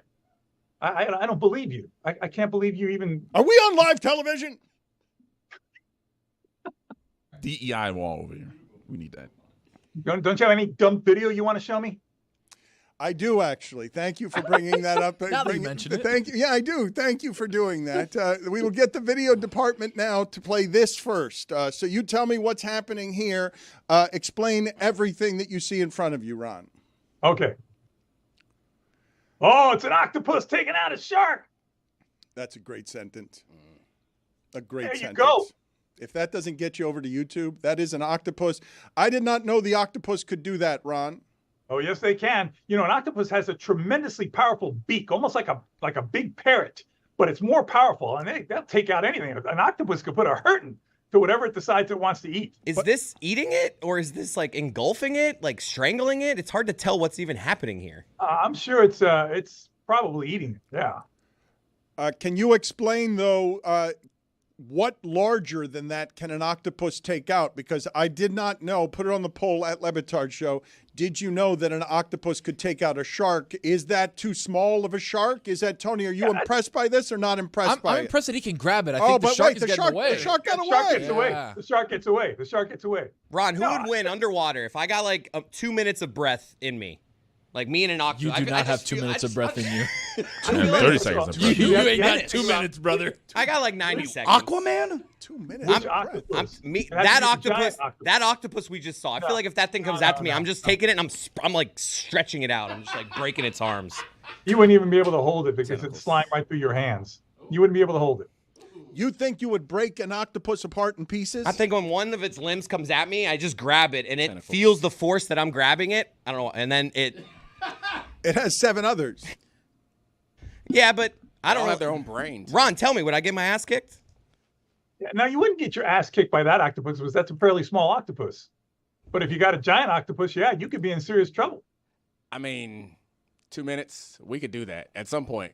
You called out 2 minutes. We got to call you for 2 minutes. 2 minutes with an octopus with an overall length of 6 to 7 feet is going to wrap all 8 limbs around you, confine your arms, and you're just going to freaking drown. That's what's going to happen to you. But wait a minute. Can we go back for a second to the video? The shark got away. Can an octopus take out a shark? Yes or no?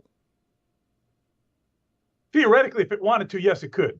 But it clearly wants to here, does it not? It seems to want to here. I don't know. I can't read the octopus's mind. Maybe the octopus is saying, listen, one more time, and you're not going to be so lucky. Okay. So go away and don't come back. All right. Maybe that's what it is. I'm going to see how long I can hold my breath. It will not be 2 minutes. And 2 minutes is a long Someone count me down to start. No, come on in here. Come on in here so we Cody. can judge you. Come on in here. There, okay. Yes, come in here because I You want. couldn't judge. You couldn't hold your breath for a minute, Cody. Ooh, not even a minute. Maybe a minute. Maybe. No, not a minute. I'm telling you, Cody's not going to hold it for a minute. Wow. His father, oddly enough, because we're in reruns, we did this with his father 6 weeks ago, who's had famous asthmatic problems for about, 5 years. And his father was able to hold his breath for a minute. I don't know if that's hereditary or not, but I think Chris Cody will be able to do a minute. 2 minutes, no shot. I have under 30. No, he'll make it to like 50 seconds. 15. No, he will. No, 50. No chance. 5-0. No, he No will. chance. He will make it a minute, but he will be surprised by how long a minute feels. I think Chris Cody is. No, 2 minutes is. There will be no 2 minutes. Long time. Chris If Cody he tries has to go to- surprised you guys all the If time. he makes it to a minute, he's going to look like a tomato. He's going to already- look like a he tomato, already but I looks got like Chris a making tomato. it to 2 minutes. Wow. No, wait, okay. No. Can we put something on that? Oh, yeah. Let's Make put something somebody, on it. No. make sure somebody plugs his nose, holds his nose Oh, no, shut. he's not a liar. Everyone thinks he's going to be a cheater. That's why I brought him in here so I can see if Make anything. this money for me. I have that Greg Cody loud breath. You'll be hearing if I'm breathing. All right. Let's play another video for Ron. Let me gather myself here. And just put Chris in the picture. Start a timer for him. Get ready, and we will all do this together. But for the moment, just put up the next video for Ron to do play-by-play on, please.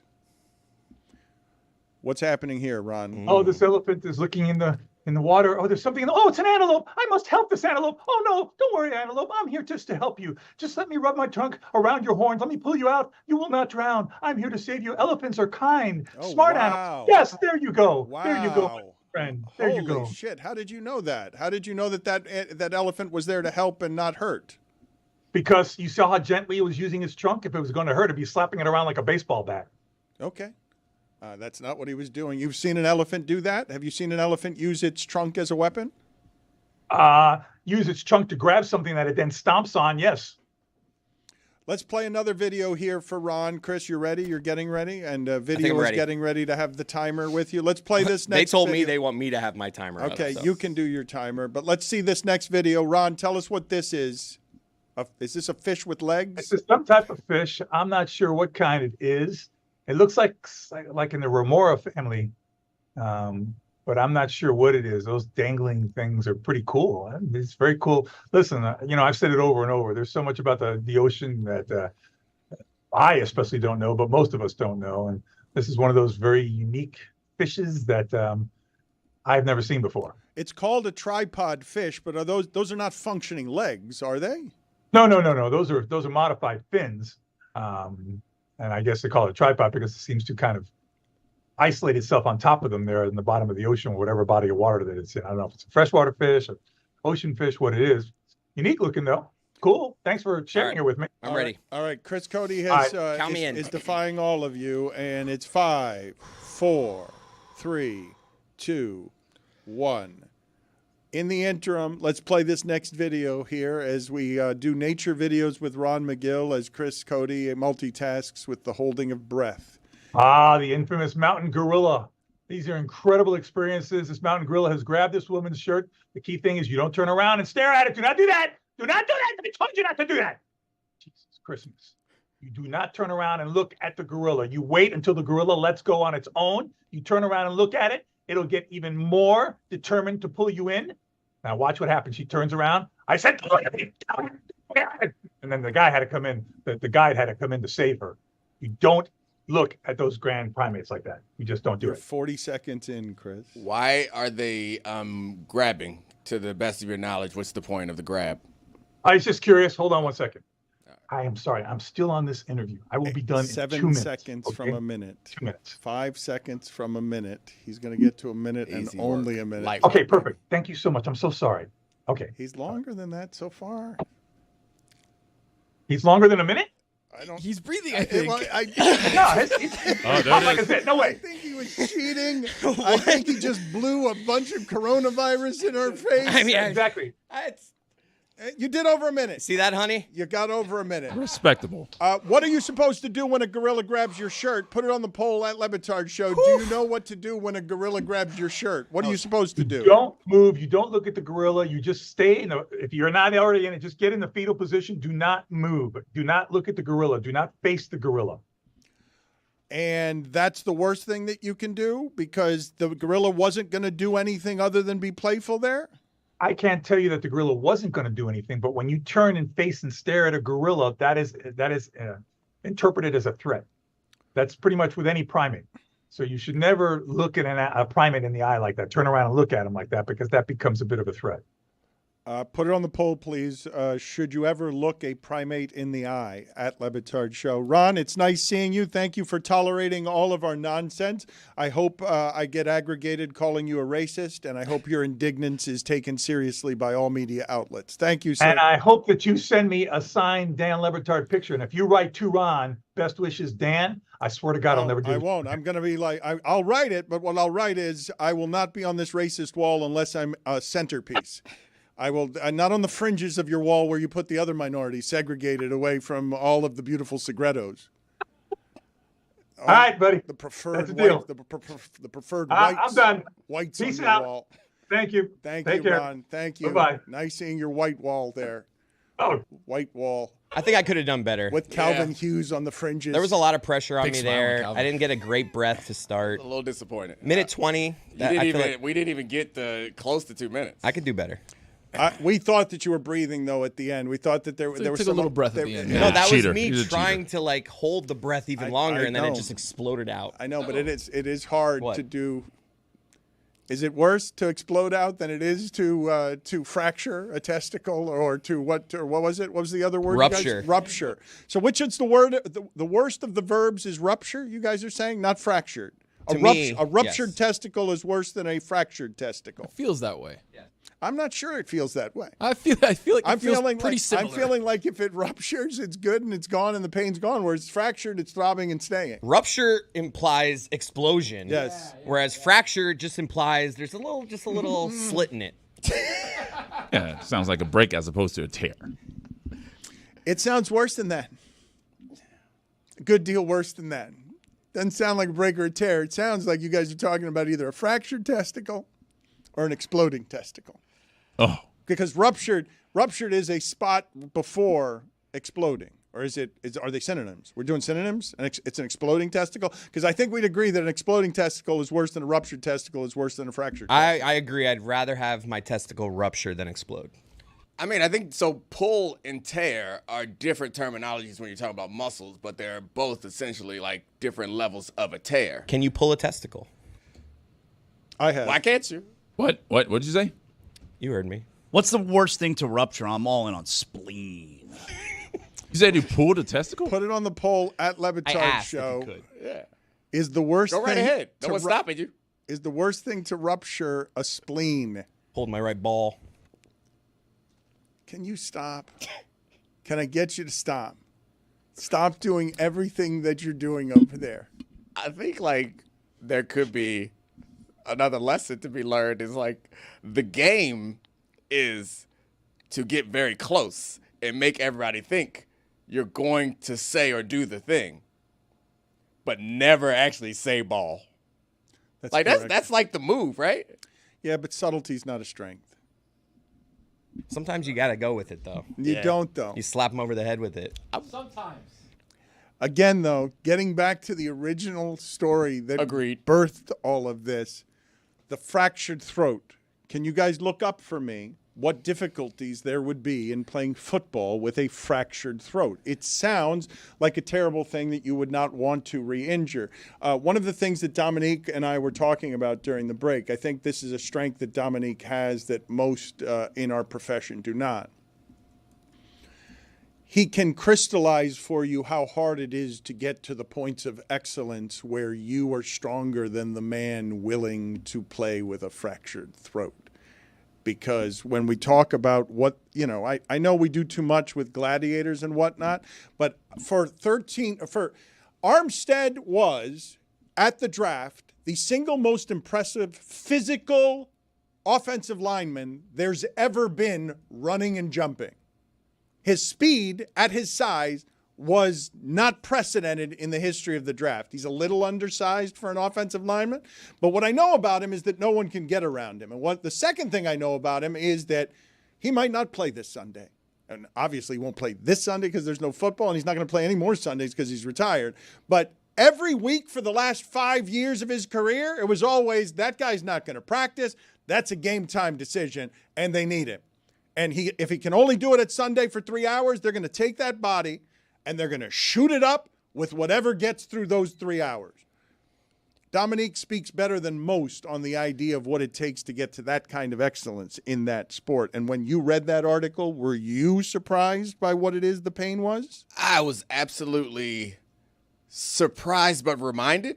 And I think that this is what was blowing my mind is as I kept yelling fractured throat and looking into the room, I didn't see anybody as stunned as me. I was very confused by it. I was like, no, guys, but like his throat was fractured. And yelling about Armstead not being able to walk till Wednesday or Thursday after Sunday game. And he never played a full 16-game season, and that's why. I get it, because in his third season, and he played 12 years total, his third season, he had a knee injury that inhibited him from practicing again without painkillers. And I think one of the things that I've noticed is, like, obviously there's some genetic factors that make it so, and we see every time we watch the NFL or NBA draft, there are last names that you recognize, and there are factors physically that allow people to excel in certain sports. But the mental and emotional stuff is the stuff that I think I find most interesting, because it is really, and we talked about it a little bit yesterday with the emergence of those tennis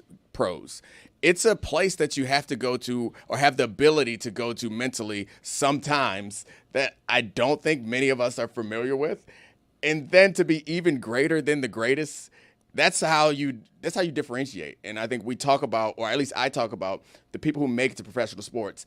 I think it's from a very small pool of people that are physically capable of doing those things. But then that's the part that I think you find interesting most, Dan, and I do too, is like, what is the difference between all of those people who want the very same thing, being able to answer every question and every test to the degree, while not only are you trying to overcome something very difficult? Someone else right next to you is trying to stop you from doing it. It's amazing to me, even though I did it at one point, I guess. Well, the thing that I find most fascinating about the sociology of sports here is over the entirety of the world, war-torn countries in basketball, inner cities in basketball and football in America, you have fighting for status, power, respect, and money, fame, everybody who is the most competitive in the world fighting for the same pot of dollars. Physically, a certain number of people can get that high. But when we're at microphones asking these people to be tougher, I'm telling you that next top 1% of top 1%, those aren't physical gifts that get people there. There are a number of people who have those physical gifts, but there's nobody at the top of that that's throwing it away. And when you guys ask those people to be tougher, I'm like, how much tougher would you like them to be? I understand why you make this assessment of Karl Anthony Towns, but do you understand that that's not just because he was born 7 feet and can shoot from 3, that's as good as that is? Like, that can't. No one gets to that level of high unless they are some semblance of tough that we don't probably understand. But the Dolphins' offensive line is so much better when Armstead plays. So toughen up and get out there and play. I know. I mean, Dan brought this up as an area that we should explore because he and I find it interesting. But I know y'all don't give a shit. I know you just want your games, but I do find it interesting. And to your point, Dan, I think that there's a level to make it to that's really difficult. Then there's a higher level to make it to that requires you to like push yourself past some really challenging things, which is fun. But I do recognize ultimately it's entertainment, and the way that people talk about entertainment is like the same way you would talk about a movie that someone spent years raising money for and writing and filming and acting, and they were like, I want my 90 minutes back. That movie sucked. It's the same way. It's the exact same thing. And I know that to be true, which is why it's not an area I often go down, but I do find it interesting. But I know they don't care. No, but this is looking the at thing. those faces. I know it's more fun to just talk about the fighting last night and your team being better and we mentally broke them. But I'm actually interested in, and I don't think you can dissuade me of this. When Mike Ryan loves to say someone's banged up this time of year, when none of us would come to work if we felt like whatever banged up was for those guys, clearly Draisaitl was hurt last year, obviously. When I ask in that sport Connor McDavid to overcome 4 lines of people who want it as badly as he does, I don't think most people watching actually know what it takes. And to me, that's the most interesting part. Like, whatever the results are, those can happen with process and bounces. The most interesting part is, how did the toughest people actually get to winning beyond the luck? How did they get to be stronger than the other person who I know to also be strong? That's why I think this thing is so interesting as a view. These are heavyweights fighting, and Connor McDavid wants his immortality. He's willing to play the human limits of the body in that sport, but can only be out there half the time. And what happens when the waves come at you when you're not out there? Can he be good enough in half the time out there than all of them are in all the time they're out there? And it just makes it really hard when you're asking him to overcome that. And don't tell us about your injuries. Also, don't tell us you're hurt, because this guy played with a broken leg. Get out of here. How could you play with a broken leg in hockey? One of the most famous goals ever scored in hockey was scored on a broken leg. But it's all relative. It's all relative, which is why I understand that the point that we're making is that these people are tougher than us and they're tougher than everybody. But in that community, there are people that are even tougher than them. And we're looking for those guys. And in order to exalt those guys, you got to point out that the other guys aren't as tough. And it's not fun to do, but you kind of, what are you going to say? Is it true, though? Like, No, it is true. It is true. that there are people, there were people, I was tougher than people to get there. And then there were people who were tougher than me. I freaking saw it, Dan. There were people who were willing, I was willing to do some absurd things. In my contract year, I was in Atlanta. I got hit on a crackback block by Eddie Royal and right in the chest. I got up. Little Eddie Royal? Yeah. Little Eddie Royal. So, cute little, adorable little Eddie Royal. Think Little about speedster. it. Yeah. Think about it. Tiniest guy on the field. Jay Cutler. So it was the team. It was the Broncos. The Broncos traded me before my contract year to Atlanta. We're playing against the Broncos down in Atlanta. Jay Cutler. So this is my teammates. I went to training camp with them. I played at that place for 3 years. Jay Cutler scrambles to the right and then scrambles to the left.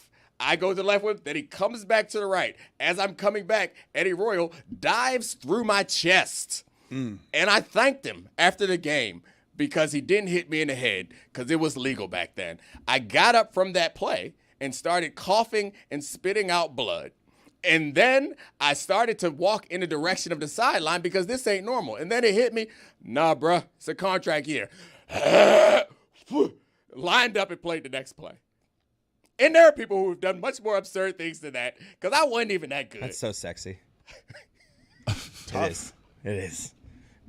Then I grounded into the turf there. And that was Eddie Royal that laid that hit. Like that's wild. Like, well, when he says there are people tougher than me, this part I'll never understand, and it's not mythology. People say it's so. Ray Lewis, when he hit you, it hurt more.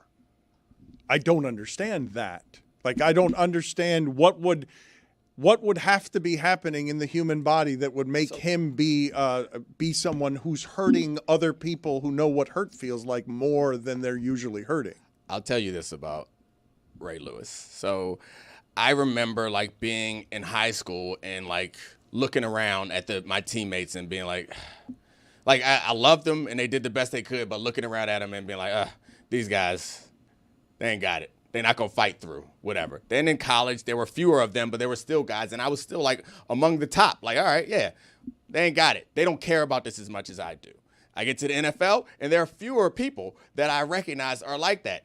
And I look, there's a couple people that are care more than I do. I eventually finally in my 5th year, get to the Ravens, and Ed Reed and Ray Lewis specifically, is towards the end of his career.